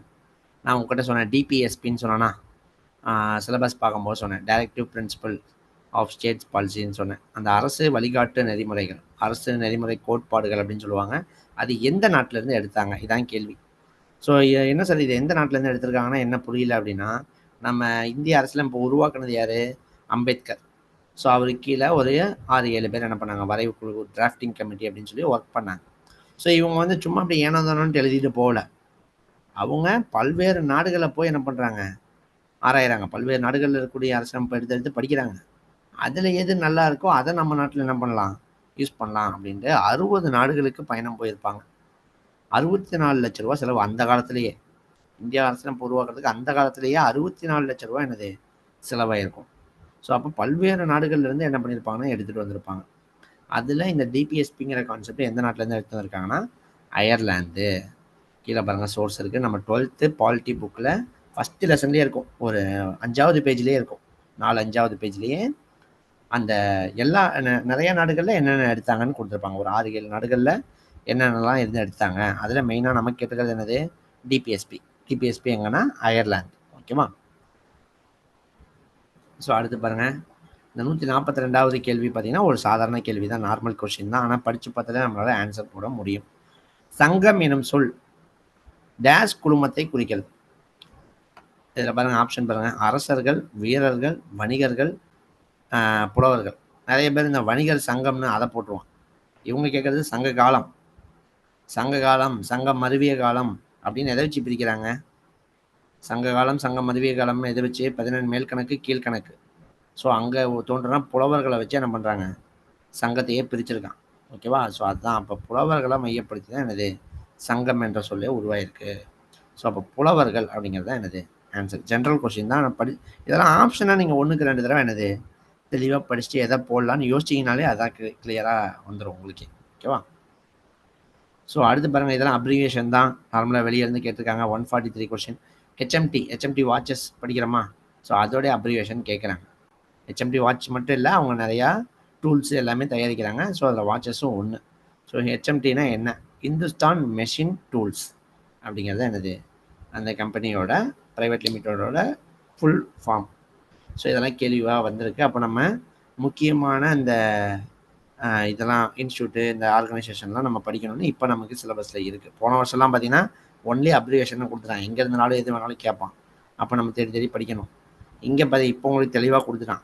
முக்கியமான என்னது organisation, national and international level ஆர்கனைசேஷனும், அதுக்கப்புறம் உங்களுக்கு என்னது மேஜர் கவர்மெண்ட் ஸ்கீம்ஸும் மட்டும் நீங்கள் படிச்சிங்கன்னா போதும் இந்த வருஷத்துக்கு. ஏன்னா அப்ரிவேஷன்லேருந்து கேள்விகள் வருது, அதுக்காக சொல்கிறேன். ஸோ செகண்ட் கொஸ்டின் பாருங்கள். அடுத்த கொஸ்டினும் ஒரு அப்ரிவேஷன் தான். ஐயூசிஏஏனா அதோடைய அப்ரிவேஷன் பாருங்கள். ஏ ஆப்ஷன் தான் correct. Inter university centre for astronomy and astrophysics. அதாவது இந்த வானியல் இருக்குது பார்த்தீங்களா, வானியல் ஸ்பேஸ் தொடர்பாக, அந்த வானியல் மற்றும் வானியல் இயற்பியல் தொடர்பாக டிஸ்கஸ் பண்ணுறதுக்காக உருவாக்கப்பட்ட பல்கலைக்கழகம். அதுதான் என்னது ஐயூசிஏஏ. அதாவது பல்கலைக்கழகத்தோட இதை வந்து டைப் வச்சுருப்பாங்க. அவங்க அந்த வானியல் தொடர்பாக இருக்கக்கூடிய டவுட்ஸுக்கு அவங்க சைட்லேருந்து சஜஷன் கொடுப்பாங்க. ஸோ அதான் இந்த மாதிரி நம்ம எல்லாத்தையும் படிக்க வேண்டிய அவசியம் இருக்காது இந்த வருஷம் நம்ம கொடுத்துருக்க அந்த 2 இதுக்கான அப்ரிவேஷனை நம்ம படித்தோம்னா போதுமானது. ஓகேவா? ஸோ ஃபஸ்ட்டு அப்போ பாருங்கள், 141லேருந்து பார்த்தா புக் சோர்ஸு இந்த ஃபஸ்ட்டு கொஸ்டின். செகண்ட் கொஸ்டின் இதுவும் புக்கில் இருக்கும், ஆனால் இதை படித்து பார்த்தாலே நமக்கு தெளிவாகவே தெரியுது. ஓகேவா? ஸோ இது ரெண்டுமே ஜென்ரல் கொஸ்டினாக கேட்டிருக்காங்க. ஸோ 145 பாருங்கள், book question, direct book question. மகாவீரரின் போதனைகளில் நல்லறிவு என்பது எவ்வாறு அழைக்கப்படுகிறது? இது வந்து நமக்கு முக்கியங்க. அந்த பௌத்தம் மற்றும் சமணம் சொல்கிறோம் இல்லையா, அதில் அந்த சமணமில் வரக்கூடிய மகாவீரர். ஸோ அந்த 11th புக்கில் இருக்குது. ஸோ அவர் ஒரு 3 விதமான போதனைகளை சொல்கிறாரு. மும்மணிகள் அப்படின்னு சொல்கிறாங்க. 3 ரத்னங்கள் அதில் பாருங்கள், கீழே கொடுக்குறாங்க பாருங்கள். நன்னம்பிக்கை, நல்லறிவு, நன்னடத்தை. இந்த 3மே ஒவ்வொருத்தரும் ஃபாலோ பண்ணணும் சொல்கிறார். அதில் அவன் என்ன கேள்வி கேட்குறான்? இந்த நல்லறிவுங்கிறது எதை குறிக்குது கேட்குறான். இங்கே பாருங்கள், ஆப்ஷனில் நல்லறிவு அப்படிங்கிறது என்னது? சம்யோக் ஞானா. ஸோ அப்போ ஆப்ஷனில் சம்யோக் ஞானா அப்படிங்கிறது என்னது ஆன்சராக இருக்குது. ஓகேவா? ஸோ அப்போ இந்த செகண்ட் ஆப்ஷன் தான் அங்கே கரெக்ட். ஓகேவா? இதை நீங்கள் அப்போ தெளிவாக நீங்கள் படிக்கணும். எதுக்கு சொல்கிறோம்? ஃபஸ்ட் ஆப்ஷன் பாருங்கள், நன்னம்பிக்கைனா சம்யோக் தர்ஷனா, அதுவும் ஆப்ஷனில் இருக்குது. தேர்ட் ஆப்ஷன் பாருங்கள், நன்னடத்தை சம்யோக் மகாவிரதா, அதுவும் ஆப்ஷனில் இருக்குது. ஸோ அப்போ நீங்கள் தெளிவாக படித்தா தான் நல்லறிவுக்கு இதுன்னு என்ன பண்ணுவீங்க, போடுவீங்க. இதெல்லாம் நம்ம ஷார்ட்கட்ஸ் யூஸ் பண்ணி நம்ம படிப்போம். ஓகேவா? சரி, ஓகே. அப்போ ஃபஸ்ட்டு 5 கொஸ்டின்ஸில் இதுலேயும் பாருங்கள், ஒரு பாலிட்டி, ஒரு ஹிஸ்ட்ரி, 2 ஜென்ரல் கொஸ்டின் அதாவது அப்ரிவேஷன், 1 வந்து அந்த சங்கம் தொடர்பாக, அதுவும் ஹிஸ்ட்ரி தான். ஓகேவா? ஸோ அடுத்து பாருங்கள், 146லேருந்து நம்ம போன கொஸ்டினில் பார்த்த மாதிரியே தான் ஜாகிரஃபி தான் வந்திருக்கும். 146 பாருங்கள், தமிழ்நாட்டின் மொத்த பரப்பளவில் சுமார் 2/3 பங்கு பரவியுள்ள மண். தமிழ்நாட்டில் 2/3 பங்கு, மேக்சிமம் கிட்டத்தட்ட ஒரு 38 மாவட்டம் இருக்குன்னா ஒரு 25-26 மாவட்டத்தில் அதிகமாக இதாக இருக்கும். எந்த செம்மண் தான். நிறைய சவுத் சைட்லாம் போயிருந்தீங்கன்னா தெரியும். சவுத் சைட்னா இந்த சிவகங்கை, ராமநாதபுரம் இந்த பக்கம் போனீங்கன்னா தெரியும் உங்களுக்கே. ஸோ இதில் பாருங்கள், செம்மண் ஃபஸ்ட் லைனே பாருங்கள், 10th புக்கில் இருக்குது இந்த டேட்டா. ஃபஸ்ட்டு லைனே பாருங்கள், கேள்வி தான். தமிழ்நாட்டின் மொத்த பரப்பளவில் சுமார் 2/3 பங்கு செம்மண் பரவியுள்ளது. இதுதான் கேள்வி. ஓகேவா? ஸோ அப்போ தமிழ்நாட்டில் 2/3 பங்கு செம்மண் தான் இருக்குது, தெரிஞ்சுக்கணும். ஸோ மண் வகைகள் பற்றி கொடுத்துருப்பாங்க. ஸோ அதை நம்ம தெளிவாக இப்போ படிக்கணும். அடுத்து பாருங்கள், 147வது பாருங்கள், அங்கே காரையார் அணை படித்த மாதிரி இங்கே ஒரு திட்டம் தான் படிக்க போகிறோம், ஒரு அணையை பற்றி தான். ஸோ கீழ்கண்டவற்றில் எது தமிழ்நாடு மற்றும் கேரளா இந்த 2 மாநிலங்களோட கூட்டு முயற்சியால் உருவாக்கப்பட்ட திட்டம் எது? இப்படி உருவாக்குற திட்டங்களும் இருக்குது. ஒரு மாவட்டம் தனியாக உருவாக்குற திட்டங்களும் இருக்குது, இல்லை 2 மாவட்டம் 3 மாவட்டம் சேர்ந்து, ஏன்னா 3 மாவட்டங்களும் பயன்படுது அப்படின்னா அதுக்கு தகுந்த மாதிரி என்ன பண்ணிக்குவான், அந்த பொருளாதாரத்தை பிரிச்சுக்குவாங்க. அப்படி கூட்டு முயற்சியில் உருவான திட்டங்களும் இருக்குது. ஸோ அப்படி உருவான திட்டம் தான் ஒன்று தான் இது பரம்பிக்குளம் ஆழியார் திட்டம். பரம்பிக்குளம் ஆழியார் திட்டம் இங்கே பாருங்கள், அதுவும் பாருங்கள் ஃபஸ்ட் லைன்லேயே இருக்குது பாருங்கள். தமிழ்நாடு மற்றும் கேரளா மாநிலங்களின் கூட்டு முயற்சியால் உருவாக்கப்பட்டது. பரம்பிக்குளம் மற்றும் ஆழியார் பகுதியில் உள்ள 7 ஆறுகளின் நீரினை பெற்று அங்குள்ள 7 நீர்த்தேக்கங்களையும் ஒன்றோடொன்று இணைக்கும் எதிர்கால நோக்கத்தின் விளைவாக உருவான திட்டமாகும்.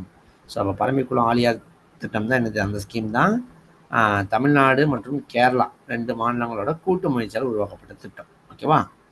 ரொம்ப ரொம்ப முக்கியம். எல்லாமே புக் சோர்ஸ் தாங்க, ஸ்கூல் புக் சோர்ஸ் தான். ஜியாகிரபி எல்லாமே ஸ்கூல் புக்லேருந்து அப்படியே எடுத்திருக்காங்க. அடுத்து பாருங்க, 8வது கொஸ்டின். எந்த பழம் பச்சை மலையில், பச்சை மலைன்னு நமக்கு பச்சை மலை அப்படின்னு திருச்சி ஏரியாவில் ஒன்று இருக்குது, ஒரு மலை. ஸோ அந்த மலையில் உருவாகக்கூடிய எந்த பழம் பருவ விளைபொருளாக உள்ளது கேட்குறாங்க. பலாப்பழம் தான் பாருங்க, அதுவும் புக் சோர்ஸ் தான். பச்சை மலைங்கிறது எங்கே இருக்குது பாருங்கள், திருச்சி பெரம்பூர்லாம் இருக்குது பார்த்தீங்களா, பெரம்பலூர் அந்த ஏரியாவில் இருக்கக்கூடிய ஒரு மலை தான் என்னது, பச்சை மலை. எதுக்கு சார் பச்சை மலைன்னு பார்த்தா அங்கே ரொம்ப பசுமையாக இருக்கும் அப்படிங்கிறான். தாவரங்கள்லாம் என்னது நிறைய அடர்ந்து காணப்படுறதா பசுமையாக இருக்கிறதால அதுக்கு பச்சை மலைனே பேர். அதில் கொடுக்குறாங்க பாருங்கள், இம்மலைகளில் பலாப்பழம் ஒரு குறிப்பிடத்தக்க வேளாண் பருவ விளைபொருளாக உள்ளது. மெயின் சோர்ஸாக இங்கே பலாப்பழம் விளையுது கொடுக்குறாங்க. ஸோ ஆன்சர் பார்த்தீங்கன்னா பலாப்பழம். அடுத்து பாருங்கள், அடுத்தும் ஜாகிரபி. லாஸ்ட் 5 கொஸ்டினுமே ஜாகிரபியாக தான் இருக்கும். அதில் பாருங்கள் 149 பாருங்கள், இந்திய பரப்பளவில், இந்தியா இருக்குது, ஒட்டுமொத்த இந்தியா இருக்குது, அந்த இந்தியா பரப்பளவில் எவ்வளோ பர்சன்டேஜ் தமிழ்நாடு ஆக்குப்பை பண்ணுது, எவ்வளோ பரப்பளவு தமிழ்நாடு, எத்தனை பர்சன்டேஜ் தமிழ்நாடு ஆக்குப்பை பண்ணுதுன்னா, உலகம் இருக்கா, உலகத்தில் இந்தியா எவ்வளோ பர்சன்டேஜ் சார் ஆக்குப்பை பண்ணுதுன்னா 2.4. ஒரு உலகத்தை எடுத்துக்கிறீங்க, அதில் இந்தியா இருக்கிறது ஒரு சின்னதாக தான் இருக்கும் இல்லையா, எவ்வளோ பர்சன்டேஜ் சார்னா 2.4%. உலகத்தில் இந்தியா. அது இந்தியாவில் தமிழ்நாடு எவ்வளோ பர்சன்டேஜ் சார்னா 4%. 4% பரப்பளவை கொண்டிருக்கும். ஓகேவா? ஸோ இதை நீங்கள் பாருங்கள், இது டேரெக்டாக புக்கிலேருந்து கேட்டிருக்கான் பாருங்கள். இது தமிழ்நாட்டோட எல்லைகள் கொடுத்துருக்காங்க. அது கீழே பாருங்கள், தமிழ்நாட்டோட பரப்பளவு பாருங்களேன், 1,30,058 சதுர கிலோமீட்டர்னா உங்களுக்கு தெரியும்னு நினைக்கிறேன். சதுர கிலோமீட்டர்னா ஐடியா இருக்கா? அதாவது இங்கேருந்து நீங்கள் நேராக ஸ்ட்ரைட்டாக ஒரு 1 கிலோமீட்டர் நடங்க, அப்படியே மறுபடியும் லெஃப்ட்டு திரும்புங்க, ஒரு 1 கிலோமீட்டர், மறுபடியும் லெஃப்ட்டு திரும்புங்க, ஒரு 1 கிலோமீட்டர், மறுபடியும் லெஃப்ட்டு திரும்புங்க, ஒரு 1 கிலோமீட்டர். அப்போ ஒரு பெரிய பாக்ஸ் ஒன்று கிடைக்கும் பார்த்தீங்களா, அதுதான் ஒரு சதுர கிலோமீட்டர். 1 சதுர கிலோமீட்டர் எவ்வளோ பெரிய பாக்ஸ் கிடைக்குன்னு யோசிச்சு பாருங்கள். ஒரு கிலோமீட்டருக்கு நீங்கள் ஃபுல்லாக நடக்கிறீங்க, மறுபடியும் லெஃப்ட்டுன்னு திரும்பும்போது ஒரு ஸ்கொயர் உங்களுக்கு ஃபார்ம் ஆயிரும். அந்த ஸ்கொயர் தான் 1 சதுர கிலோமீட்டர். அப்போ அது மாதிரி எவ்வளோ இருக்காமா, 1,30,000 சதுர கிலோமீட்டர் என்னது தமிழ்நாட்டில் இருக்குது கொடுக்குறாங்க. ஓகேவா? அப்போ 1,30,000 சதுர கிலோமீட்டர் இருக்குது. அது பாருங்கள், இந்தியாவிலேயே நம்ம மாநிலம் நம்ம 1,30,000 பெருசுன்னு நினைக்கிறோம், ஆனால் இந்தியாவில் நம்ம எத்தனாவது இடத்துல தான் இருக்கோம், 11வது இடத்துல தான் இருக்கும்.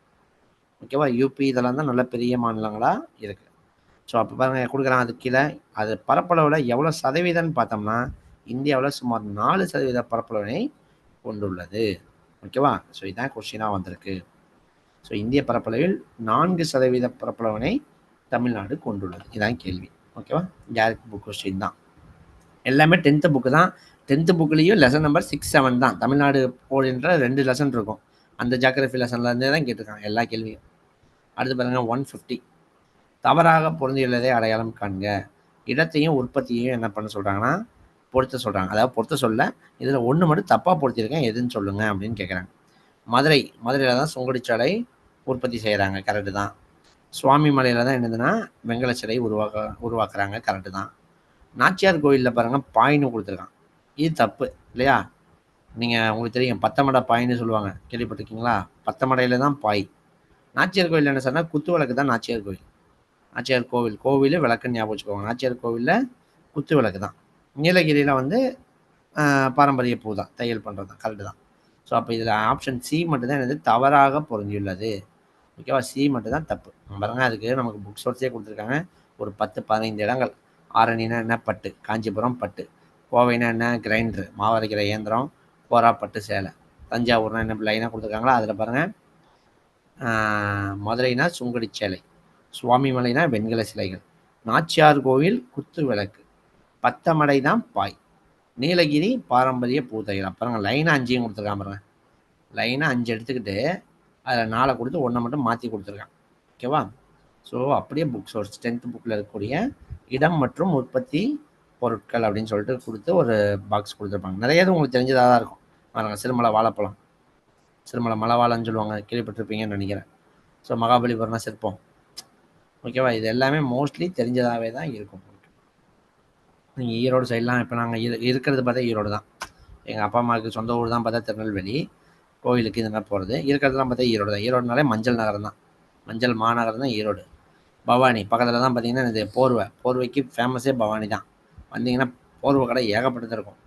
இதெல்லாம் நீங்கள் அந்த ஏரியாவில் இருக்கிறத வச்சே நீங்கள் பாதி இது தெரிஞ்சுக்கலாம். மீதி இருக்கிறத மட்டும் நீங்கள் என்னது இப்போ நீங்கள் சேலம்னா என்னது வெண்பட்டுங்கிறான். அதாவது இளம்பிள்ளைன்னு ஒரு இடம் இருக்கும். பட்டு சேலைக்கு ஃபேமஸ்ஸு. ஸோ சேலத்தில் வெண்பட்டு. ஸோ அதான் சேலம் பட்டுன்னு சொல்லுவாங்க. ஸோ அது மாதிரி நீங்கள் அந்த ஏரியாவில் இருக்கிறத தெரிஞ்சுக்கிட்டீங்கனாலே மேக்ஸிமம் ஈஸியாக ஞாபகம் வச்சுக்கலாம். ஓகேவா? ஸோ 2 செட்டு கொஸ்டின் நம்ம பார்த்துருக்கோம். அதில் பார்த்தீங்கன்னா உங்களுக்கு நான் சொன்னதே தான். 2 செட்லேயும் லாஸ்ட் 5 கொஸ்டின் என்ன இருக்குது? ஜியோகிராஃபி தான் இருந்திருக்கு. ஸோ போன வருஷம் அப்போ ஜியோகிராஃபிக்கு ரொம்ப இம்பார்ட்டன்ஸ் கொடுத்துருக்காங்கன்னு தெரிஞ்சுக்கணும். ஸோ அடுத்து பாருங்கள், 3rd செட் கொஸ்டின் பாருங்கள். செம் அப்படின்னா என்ன? இதோட விரிவாக்கம் பார்த்தீங்கன்னா ஸ்கேனிங் எலக்ட்ரான் மைக்ரோஸ்கோப் அப்படின்னு சொல்லுவாங்க. ஸ்கேனிங் எலக்ட்ரான் மைக்ரோஸ்கோப்னு சொல்லுவாங்க. ஸோ இது தமிழில் கொடுத்துருக்காங்க. தமிழில் என்னது? பரவல் மின்னணு நுண்ணோக்கி அப்படிங்கிறது தான் கரெக்ட். நம்ம திருப்பி சொல்கிறது தான். நீங்கள் அப்ரிவேஷனை பார்த்து பயப்பட வேண்டிய அவசியம் இல்லை. சார் என்ன சார் எங்கெங்கேயோ கேட்டிருக்காங்க, இதெல்லாம் எப்படி சார் எனக்கு தெரியும், படிச்சுட்டு இருக்க வேண்டியதாக இருக்கே அப்படின்னு பயப்பட வேண்டியதில்லை. இந்த வருஷம் உங்களுக்கு அப்ரிவேஷன் இங்கே தான் கேட்பேன்னு சொல்லிட்டான். போன வருஷம் அதெல்லாம் உங்களுக்கு சொல்லலை. ப்ரீவியஸ் இயர் நீங்கள் ஓல்டு சிலபஸ் எடுத்து பாருங்கள், அப்ரிவேஷன் மட்டும்தான் இருக்கும். இப்போ உங்களுக்கு அப்ரிவேஷனில் இங்கெங்கே கேட்க போகிறோன்னு 2 ஏரியா சொல்லியிருக்காங்க. அப்போ நம்ம அந்த ஏரியா அப்ரிவேஷனை மட்டும் நீங்கள் படிச்சுக்கிட்டிங்கன்னா போதுமானதாக தான் இருக்கும். ஓகேவா? அடுத்த கொஸ்டின் பாருங்கள், டைரக்ட் கொஸ்டின், புக் கொஸ்டின் 142 பாருங்கள். வெள்ளையனே வெளியேறு இயக்கத்தின் போது பம்பாயில் ரகசிய வானொலி நிலையத்தை நடத்தியவர் யார்? இந்த வானொலி நிலையத்தை பம்பாயில் வந்து நடத்துனது யார்? இந்த வெள்ளையனே வெளியேறு ரொம்ப ஃபேமஸ் இல்லையா? Quit Indian movement. நம்ம காங்கிரஸ் உருவாகுது 1885ல். அதிலிருந்து நமக்கு சுதந்திரம் கிடைக்கிற வரைக்கும் அவங்க போராடினாங்க. ஸோ 4 முக்கிய போராட்டங்களை நம்ம சொல்லலாம் காங்கிரஸ் எடுத்ததில். ஃபஸ்ட்டு பார்த்தீங்கன்னா சுதேசி மூமெண்ட். செகண்டு பார்த்தீங்கன்னா அந்த ஒத்துழையாமை நான் கோஆப்ரேஷன் மூமெண்ட்.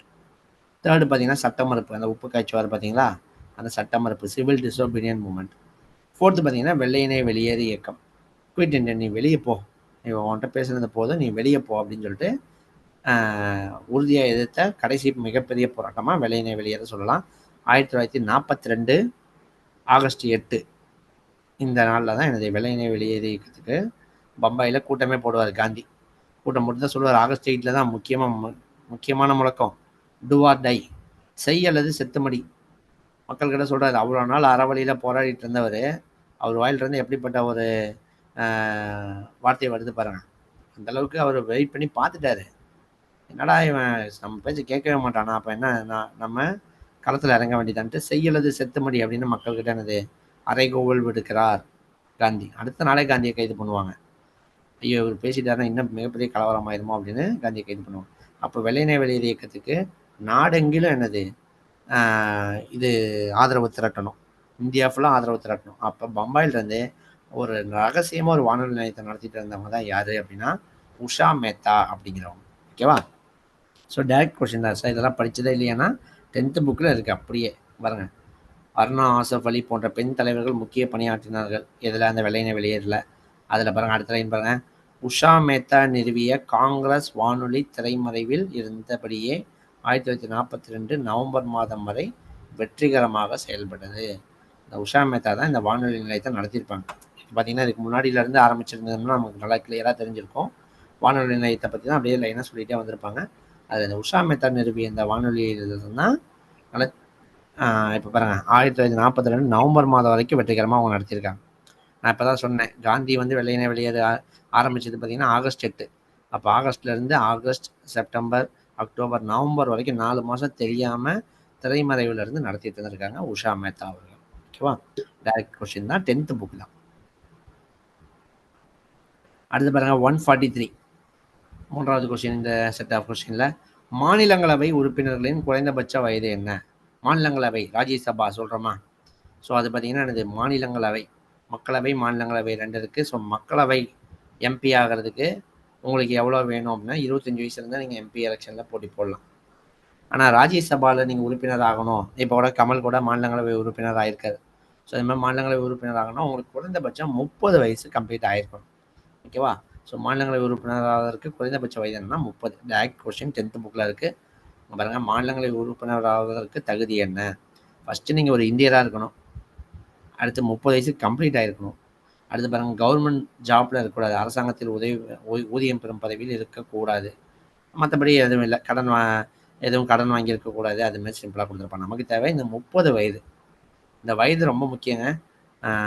ஏன்னா எதுக்கெல்லாம் வயது, என்னென்ன வயதுங்கிறத நம்ம படிக்கணும். மக்களவைக்கு 25, மாநிலங்களவைக்கு 30, இந்த மாதிரி நம்ம தெளிவாக உச்சநீதிமன்ற தலைமை நீதிபதிக்கு எத்தனை, உயர்நீதிமன்ற தலைமை நீதிபதிக்கு எத்தனை வயசு, அந்த வயது நமக்கு கேட்பாங்க. நம்ம தெளிவாக நம்ம அதை என்ன பண்ணணும், படித்து வைக்கணும். ஓகேவா? அடுத்து பாருங்கள், 144வது ஒரு ஜென்ரல் கொஸ்டின் தான், ஸ்போர்ட்ஸ் ஓரியன்டாக கேட்டிருக்காங்க. இதை படித்து பார்த்தாலே நம்ம போடலாம். இந்திய விளையாட்டு ஆணையம் மிகவும் சிறந்த திட்டங்கள் வழங்குகிறது. எப்பயுமே ஒரு கவர்மெண்ட் வந்து அவங்கள புகழ்கிற மாதிரி தான் கொஸ்டின் இருக்கும், கவர்மெண்ட்டை புகழ்கிற மாதிரி தான் இருக்கும். அதில் ஆப்ஷனில் ஏதாவது அவங்கள தாக்குற மாதிரி இருந்துச்சுன்னா அந்த ஆப்ஷன் வராதுன்னு தெரிஞ்சுக்கோங்க. ஸோ இந்திய விளையாட்டு ஆணையம் மிகவும் சிறந்த திட்டங்கள் வழங்குகிறது. என்னென்ன திட்டத்தை வழங்கியிருக்கோம் இதை நீங்கள் படித்து பார்த்து உங்களுக்கு தெரியலனாலுமே ஃபஸ்ட்டு பாருங்கள், தேசிய விளையாட்டு திறமை உள்ளடக்கிய திட்டம். தேசிய அளவில் விளையாட்டில் திறமையாக இருக்கவங்களுக்கு அவங்களுக்கான ஒரு ஸ்கீம். மற்றும் இராணுவ ஆண்கள் விளையாட்டு நிறுவன திட்டம். ஓகேவா? அடுத்து பாருங்கள், எஸ்ஏஐ பயிற்சி மையங்கள் மற்றும் சிறப்பு விளையாட்டு திட்டம். மூன்றாவது பார்த்தா சிறப்பு மையங்கள் மற்றும் எஸ்ஏஐ தேசிய விளையாட்டு அகாடமி.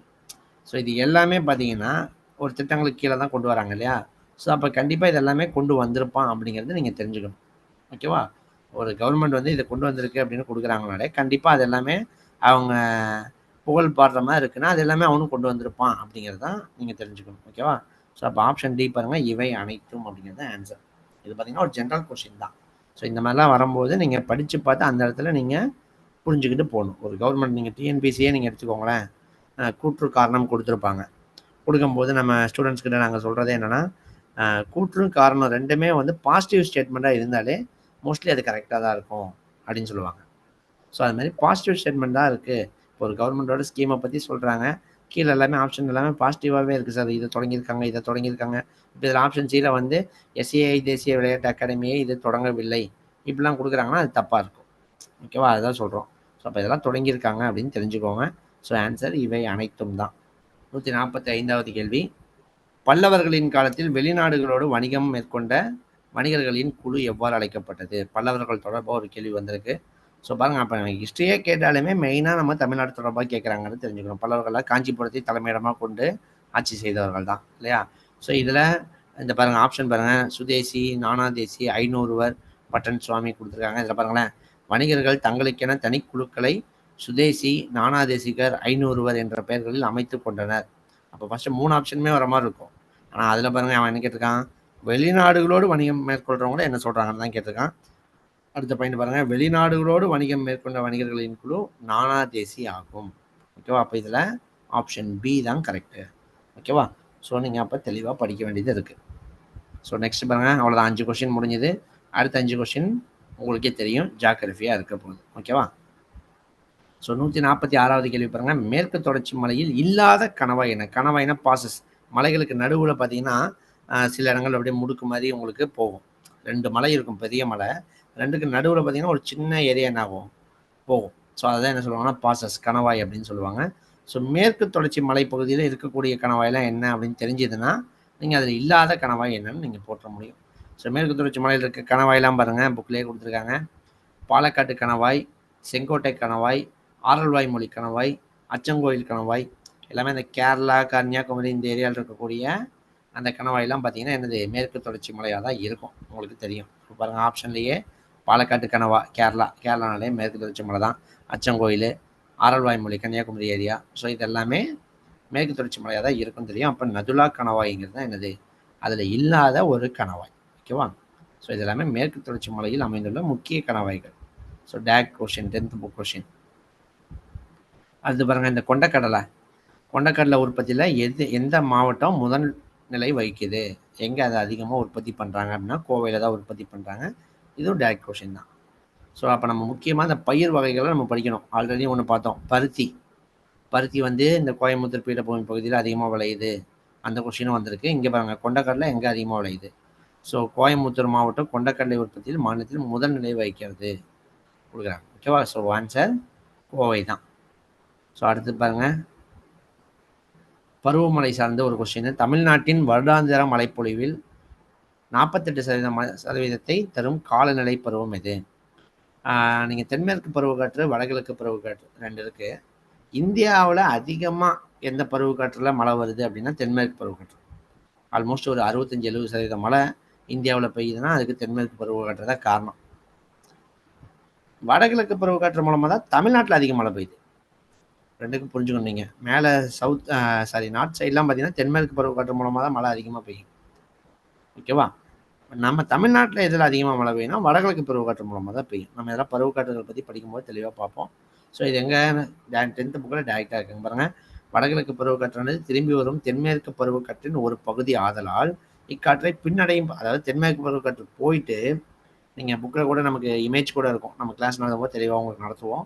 நம்ம அந்த கேரளா சைட்லேருந்து அரபிக்கடல்லேருந்து அப்படியே ஏரோ மார்க் போட்டிருப்பாங்க. அப்படியே போயிட்டே இருக்கும். மேலே போய் போய் போய் நம்ம எந்த வழியாக போகணும்னா இந்த மேற்கு வங்காளத்தில் போய் இடித்து மறுபடியும் அங்கே மேலே டெல்லி வரைக்கும் போயிட்டு திருப்பி இமயமலையிலேருந்து இடித்து கீழே தள்ளி வரும். அப்படி அப்போ மேலே போயிட்டு கீழே வருது பார்த்தீங்களா? அதனால் அது தென்மேற்கு பருவக்காற்றுலேருந்து திரும்பி வரும்போது இங்கே வடகிழக்கு பருவக்காற்று என்னாங்கன்னா உருவாகும். அதனால தான் அது என்ன சொல்கிறாங்க, பின்னடையும் பருவக்காற்றுன்னு சொல்கிறாங்க. அப்போ வடகிழக்கு பருவக்காற்றுக்கு வேறு பெயர் கேட்டால் பின்னடையும் பருவக்காற்றுன்னு தெரிஞ்சுக்கணும். அதில் சொல்கிறான் பாருங்க, இப்பருவம் தமிழ்நாட்டில் மழைக்காலமாகும். தமிழ்நாட்டின் வருடாந்திர மழையளவில் 48% என்னதான் இந்த பருவத்தோட கிடைக்குது. ஓகேவா? மெயினாக தெரிஞ்சுக்கோங்க, இந்தியாவில் எந்த பருவக்காற்று மூலமாக சார் அதிக மழை பெய்யுதுன்னா தென்மேற்கு பருவக்காற்று. தமிழ்நாட்டில் எந்த பருவக்காற்று மூலமாக அதிக மழை பெய்யுதுன்னா வடகிழக்கு பருவக்காற்று. ஓகேவா? ஸோ அடுத்து பாருங்க, 9வது கொஸ்டின், தமிழ்நாட்டின் மிக பழமையான அணை. பாருங்க, அப்போ அந்த அணை சார்ந்த கேள்விகளும் கேட்டுக்கிட்டே இருக்கேன்.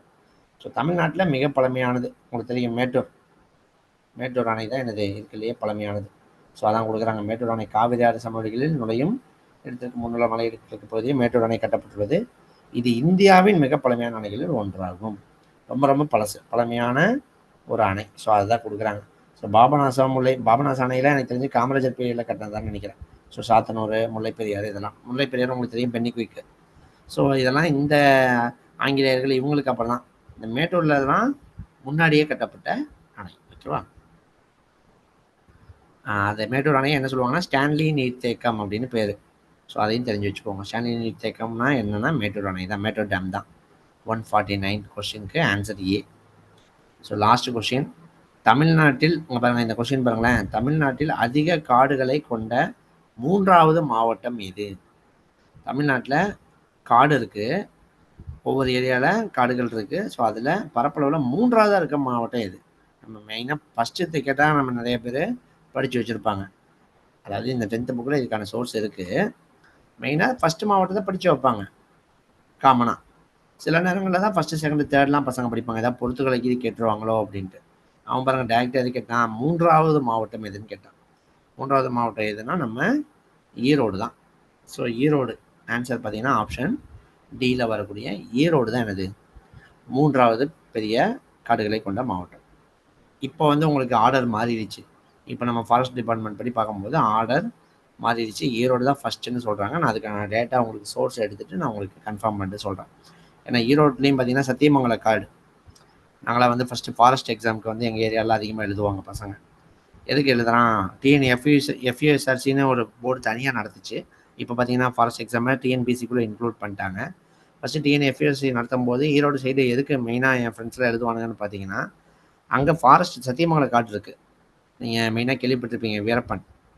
ஸோ வீரப்பன்றது பார்த்தீங்கன்னா சத்தியமங்கலம் காடுகள் பகுதி தான். நல்ல அடர்ந்த காட்டுப்பகுதி, மிகப்பெரிய பரப்பளவு கொண்ட ஒரு காட்டுப்பகுதி.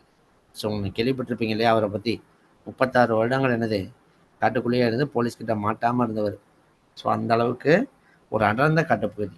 உள்ளே போனால் வெளியே வர முடியாது அப்படிங்கிறான். அந்த அளவுக்கு எங்கே போனாலும் அவ்வளோ கிலோமீட்டருக்கு போகுமா.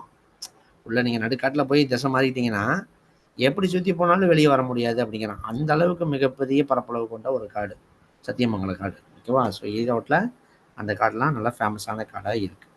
சரி, இந்த கொஷினை வந்து லாஸ்ட் இயரில் கேட்கும்போது நம்ம ஸ்கூல் புக்கில் இருந்த டேட்டா படி ஈரோடு அப்படிங்கிறது தான் எனது ஆன்சராக கொடுத்துருக்காங்க. பாருங்க, நம்ம 3 செட் ஆஃப் கொஸ்டின் பார்த்துருக்கோம். 30 கொஸ்டின் பார்த்தோம். 30 கொஸ்டினில் 15 கொஸ்டின் ஜாகிரஃபி ஓரியன்ட் தான் போன வருஷம். இந்த வருஷம் நமக்கு அப்படியே தான் கேட்பாங்க அப்படின்னு சொல்ல முடியாது. எதுக்கு நான் இதை இவ்வளோ தூரம் நான் உங்களுக்கு சொல்கிறேன்னா, ஒரு சப்ஜெக்டில் இருந்து மட்டும் 5 கேள்வி வரைக்கும் என்ன பண்ணியிருக்காங்க கேட்டிருக்காங்க அப்படிங்கிறத நீங்கள் தெரிஞ்சுக்கோங்கன்னு சொல்கிறேன். அப்போ நீங்கள் 10 யூனிட் இருக்குது. அப்போ நீங்கள் நினைப்பீங்க, அப்போ 10 யூனிட்டு, அப்போ 10 கேள்வி, அப்போ யூனிட்டுக்கு ஒரு கேள்வி கேட்பாங்க போல், அப்போ நம்ம ஒரு 7 யூனிட் படிப்போம், ஒரு 3 யூனிட்டை நம்ம கஷ்டமாக இருக்கிறத விட்டுருவோம் அப்படின்னு நம்ம விட்றோன்னா, சப்போஸ் நம்ம விட்ற யூனிட்லேருந்து 5 கேள்வி கேட்டோன்னா ஒன்றுமே பண்ண முடியாது. புரிஞ்சுக்கணும், நம்ம படித்தும் வேஸ்ட் ஆகிற மாதிரி பண்ணக்கூடாது, படித்தா எல்லாத்தையும் ஃபுல்லாக படிச்சிடணும். ஓகேவா? ஸோ அதனால் கிளாஸஸ் 30 கிளாஸ் இருக்கும். அந்த 30 கிளாஸில் உங்களுக்கான ஃபுல் ஜிஎஸ் என்ன பண்ணுவோம், நம்ம நீட்டாக கவர் பண்ணி கொடுத்துருவோம். ஸோ அந்த 30 ஜிஎஸ் அந்த கிளாஸை நீங்கள் கவனிச்சுட்டு, ஒவ்வொரு நேரத்தையும் உங்கள்கிட்ட சொன்னேன், ஒவ்வொரு கிளாஸ் முடிஞ்சதுக்கு அப்புறமும் உங்களுக்கு 30 கொஷின்ஸ் ஒரு டெஸ்ட் இருக்கும். நீங்கள் அப்போ கிளாஸை நீங்கள் அட்டென்டிவாக கவனிச்சுட்டு நீங்கள் அந்த டெஸ்ட்டை நீங்கள் அட்டன் பண்ணணும். ஸோ அதில் நீங்கள் 30 அவுட் ஆஃப் 30 எடுக்கிறீங்கனாலே அந்த 2 ஹவர்ஸ் செஷனை அப்படியே நீங்கள் உள்ள மனசில் வாங்கியிருக்கீங்கன்னு அர்த்தம். அது கண்டிப்பாக உங்களுக்கு பாஸ் பண்ணுறதுக்கான வழியை, அதாவது 10க்கு 10, 10க்கு 9 இந்த அளவுக்கு வாங்குறதுக்கான வழியை உங்களுக்கு ஏற்படுத்தி கொடுக்கும். ஸோ நெக்ஸ்ட்டு உங்களுக்கு கிளாஸ் ஒர்க் பிடிஎஃப்பும் உங்களுக்கு என்னது ஷேர் பண்ணுவாங்க. ஸோ அப்போ நீங்கள் அந்த 2 ஹவர்ஸை தெளிவாக உட்காந்து கவனிச்சிங்கன்னா மட்டும் போதும். அடுத்து அந்த நோட்ஸ் நம்ம கொடுத்தோன்னா அதை பிரிண்ட் எடுத்துகிட்டு நீங்கள் என்ன பண்ண வேண்டியதான், நீங்கள் அதில் ஏதாவது எக்ஸ்ட்ரா டேட்டா இருந்தால் நீங்கள் எழுதி வச்சுக்க வேண்டியதான். ஓகேவா? ஸோ அப்போ 3 செட் ஆஃப் கொஸ்டின் பார்த்துருக்கோம். ஸோ லாஸ்ட்டாக ஒரு அனலைஸ் பார்ப்போம். ஸோ உங்களுக்கு தெரியும், நம்ம செட் 1, செட் 2, செட் 3 அப்படின்னு சொல்லிட்டு 3 செட் ஆஃப் கொஸ்டின் நம்ம ஆல்ரெடி சொன்னதே தான். எந்தெந்த பேஜில் இருக்குது அப்படிங்கிறது இதில் கொடுத்துருக்கோம். ஓகேவா? இதில் ஃபஸ்ட்டு 5 கொஸ்டின்ஸ் கூட கொஞ்சம் ஸ்கூல் புக்கில் இருக்குது, கொஞ்சம் ஜென்ரலாக கேட்டிருக்காங்க, கொஞ்சம் அப்ரிவேஷனில் போயிருக்கு அப்படின்னு சொல்லலாம். ஆனால் லாஸ்ட்டு 5 கொஸ்டின்ஸ் நம்ம எல்லாத்துலேயுமே என்ன தான் இருக்குது, 10th geography, 10th geography, 10th geography, அதுவும் மேக்ஸிமம் 216, 15லேருந்து 238 வரைக்கும், அதாவது இந்த 2 லெசனுக்குள்ளேயே தான் போன வருஷம் கேள்விகள் வந்திருக்கு. அப்போ தமிழ்நாடு தொடர்பான வினாக்களுக்கு நம்ம ரொம்ப முக்கியத்துவம் கொடுத்து படிக்கணும். இதில் இன்னும் நான் ஒன்று சொல்லணும், டைரெக்டாக புக் பேக் கொஸ்டினே நிறைய கேட்டிருக்காங்க. ஓகேவா? இந்த 30 கொஸ்டினில் பார்த்தீங்கன்னா டைரக்ட் புக் பேக் கொஸ்டினே நிறையா இருக்குது. ஸோ அப்படி பார்க்கும்போது நம்ம புக் பேக் கொஸ்டினை நம்ம தெளிவாக படித்தாலே அதில் 3-4 கேள்வி போடுற அளவுக்கு தான் கேள்விகள் இருக்குது. அதனால் நீங்கள் ஜிஎஸ்ஸை நினச்சி என்ன பண்ணாதீங்க, பயப்படாதீங்க. முதல்ல எந்த எக்ஸாமுக்குமே நீங்கள் இதை நினச்சி பயந்தேன், அதை நினச்சி பயந்தேன்னு சொன்னீங்கன்னா கடைசி வரைக்கும் பயந்துக்கிட்டே தான் இருக்கணும். நம்ம அதை எப்படி கிராக் பண்ணணும், எப்படி அதை படிக்கணும் அப்படிங்கிற ஐடியாவுக்கு நீங்கள் போகணும். அப்போ ஜிஎஸ் பற்றி உங்களுக்கு ஒரு கிளியர் ஐடியா உங்களுக்கு கிடச்சிருக்கும். ஸோ உங்களுக்கு 10 யூனிட் இருக்குது. ஸோ 10 யூனிட் தொடர்பாக உங்களுக்கான கிளாஸஸ் எல்லாமே என்னது நடக்கும். இது வரைக்கும் ஆப்டிடியூட் உங்களுக்கு என்னது இருந்தது இல்லை. இந்த வருஷம் ஆப்டிடியூட் இன்க்ளூட் பண்ணியிருக்காங்க. அதுக்கப்புறம் நிறைய கிளியராக உங்களுக்கு கொடுத்துருக்காங்க. இந்த சிலபஸ் வந்து யூஸ்ஃபுல் தான் நமக்கு. ஏன் கிளியராக கொடுத்துருக்காங்கன்னு சொல்கிறோன்னா, அப்ரிவேஷன் பாருங்கள், நம்ம பார்த்த 30ல் 3 கேள்வி அப்ரிவேஷன் பார்த்தோம். 3 எந்தெந்த ஏரியாவில் போய்லாம் என்ன பண்ணியிருக்காங்க கேட்டிருக்காங்க. ஆனால் இப்போ அப்ரிவேஷன் இந்த 2 ஏரியாவில் தான் கேட்போன்னு என்ன பண்ணியிருக்காங்க சொல்லியிருக்காங்க. மெயினாக வந்து அந்த சிலபஸில் சொல்லியிருக்க ஏரியாவில் தான் கேட்பாங்க, பயப்பட தேவையில்லை. அதை தாண்டிலாம் மெயினாக என்ன பண்ண மாட்டாங்கன்னா போக மாட்டாங்க. ஏன்னா நமக்கு ஜிஎஸ் சைக்காலஜி படிக்கவே நேரம் அதிகமாகும். கோர் பேப்பர் சைக்காலஜி படிக்கவே அது நேரம் அதிகமாகும். ஜிஎஸ்க்கு அந்தளவுக்கு டைம் ஸ்பெண்ட் பண்ண முடியாதுங்கிறது அவங்களுக்கு தெரியும். ஸோ அப்போ இவனுக்கு பேசிக் நாலேஜ் இருக்கா, ஓரளவுக்கு 10th புக் 11th புக்கில் கேட்குறது அவனுக்கு எழுத தெரியுதா, அந்த லெவல் தான் பார்ப்பாங்களே தவிர போட்டு இதில் போய் டிஎன்பிஎஸ்சி யூஎஸ்ஆர்பி மாதிரி போய் ரொம்ப டஃப்னஸ் லெவலில் அதிகமாக இருக்கும் அப்படின்னு நினச்சி பயந்து யாரும் இதை ஒமிட் பண்ணிட வேண்டாம். ஓகேவா? லாஸ்ட்டாக ஒரே நிமிஷம் இந்த சிலபஸில் மட்டும் ஒரே ஒரு தடவை சொல்லிடுறேன். இதில் பாருங்கள், நமக்கு லாஸ்ட் இயருக்கும் இதுக்கு என்ன டிஃப்ரெண்ட்னா, இந்த ஃபஸ்ட்டு 2 யூனிட்லாம் அப்படியே இருந்துச்சு. 3rd யூனிட்டில் கொஞ்சம் மாடிஃபை பண்ணியிருக்காங்க. 4th யூனிட் நமக்கு செப்பரேட்டாக போன தடவை கொடுக்கல ஜியோகிராஃபின்ட்டு. நமக்கு என்ன கொடுத்துருந்தாங்கன்னா, தமிழ்நாடு ஜியோகிராஃபிங்கிறது ஒரு இடத்துல ஒரு வார்த்தையாக கொடுத்துருந்தாங்க. அது ஓரியன்டாக தான் நமக்கு பார்த்தா 15 கேள்வி என்ன பண்ணியிருக்காங்க கேட்டிருந்தாங்க. ஓகேவா? சயின்ஸ் போன தடவை இருந்துச்சு, ரொம்ப பெரிய மாடிஃபிகேஷன் இல்லை. ஸோ அதுக்கப்புறம் கரண்ட் அஃபேர்ஸ், அது நான் சொன்னது தான், சும்மா ஜென்ரலாக சொல்லியிருந்தாங்க. இப்போ எந்த ஏரியாவில் கேட்க போகிறாங்கிறது சொல்லியிருக்காங்க. அடுத்து இந்தியன் எக்கானமிங்கிறது போன தடவை வார்த்தையாக இல்லை, இந்த தடவை பிளானிங் இருக்குது. பிளானிங்னாலே கண்டிப்பாக 5 இயர் பிளான்லேருந்து நம்ம என்ன பண்ணலாம், கொஸ்டின்ஸை ஷுவராக எதிர்பார்க்கலாம். ஓகேவா? அடுத்து சயின்ஸ் அண்ட் டெக், அதில் நம்ம முக்கியமான இன்வென்ஷன் மட்டும் படித்தா போதுமானது. அதை தாண்டி இப்போ இருக்கக்கூடிய இந்தியர்களில் யாரெல்லாம் முக்கியமாக இருக்காங்க. அடுத்து இந்த ஆப்டிடியூட் செஷன் தான் நிறைய பேர் பயப்படுவீங்க, தேவையில்லை. 6th 7th 8th புக்கில் தான் மேக்ஸிமம் ஏரியா என்ன ஆகுது, கவர் ஆகுது. ஒவ்வொன்றுக்கும் நம்ம என்னென்ன ஃபார்முலா இருக்குது, அது ஓரியன்டாக என்ன மாடல்ஸ் இருக்குது. இப்போ எல்சிஎம் ஹெச்எஃப்னா 2 டாபிக் கிடையாது, ஒரே டாபிக் தான் அது. எல்சிஎம் அண்ட் ஹெச்எஃப் ஒரே டாப்பிக்கில் தான் நம்ம படிக்க போகிறோம். அப்போ ஒரு 10 விதமான 15 விதமான கொஸ்டின் தான் இருக்கும். அப்போ 15 கொஸ்டின் எடுத்து ஒவ்வொரு மாடலுக்கு ஒவ்வொரு கொஸ்டினை நான் உங்களுக்கு சால்வ் பண்ணி காட்டினாலே உங்களுக்கு என்ன ஆயிரும், அது முடிஞ்சிடும். அது முடிச்சோன்னா நம்ம டெஸ்ட்டும் உங்களுக்கு கொடுக்க போகிறோம். அப்போ அந்த டெஸ்ட் கொஸ்டினை நீங்கள் ப்ராக்டிஸ் பண்ணிட்டு, சப்போஸ் அதில் ஏதாவது டவுட் இருந்தால் நீங்கள் எங்ககிட்ட தாராளமாக என்ன பண்ணலாம், எப்போனாலும் 6 ஹவர் நீங்கள் கண்டக்ட் பண்ணலாம். உங்களுக்கு எல்லா விதமான கிளியர் எக்ஸ்ப்ளனேஷன் உங்களுக்கு என்னது கொடுப்போம். ஓகேவா? ஸோ அப்போ அந்த யூனிட் 9 பற்றி நீங்கள் அதாவது மேக்ஸ் வராதவங்க இருப்பீங்க நிறைய பேர், அவங்களுக்காக சொல்கிறேன். தயவு செஞ்சு மேக்ஸை நினச்சி யாரும் பயப்பட வேண்டியது இல்லை. ஓகேவா? லாஸ்ட்டாக நான் மறுபடியும் ஆல்ரெடி சொல்கிறது தான், அப்ரிவேஷன் நம்ம ஒரு பிடிஎஃப் நம்ம உங்களுக்கு ப்ரொவைட் பண்ணுவோம். நம்ம அதை மட்டும் நீங்கள் படிச்சிங்கன்னா போதுமானதாக இருக்கும். ஓகேவா? ஸோ ஜிஎஸ் சார்பாக இவ்வளோ தாங்க. இந்த அனலைசிங்லேயே உங்களுக்கு ஒரு டவுட் இருந்ததெல்லாம் கிளியர் ஆகிருக்கும்னு நினைக்கிறேன்.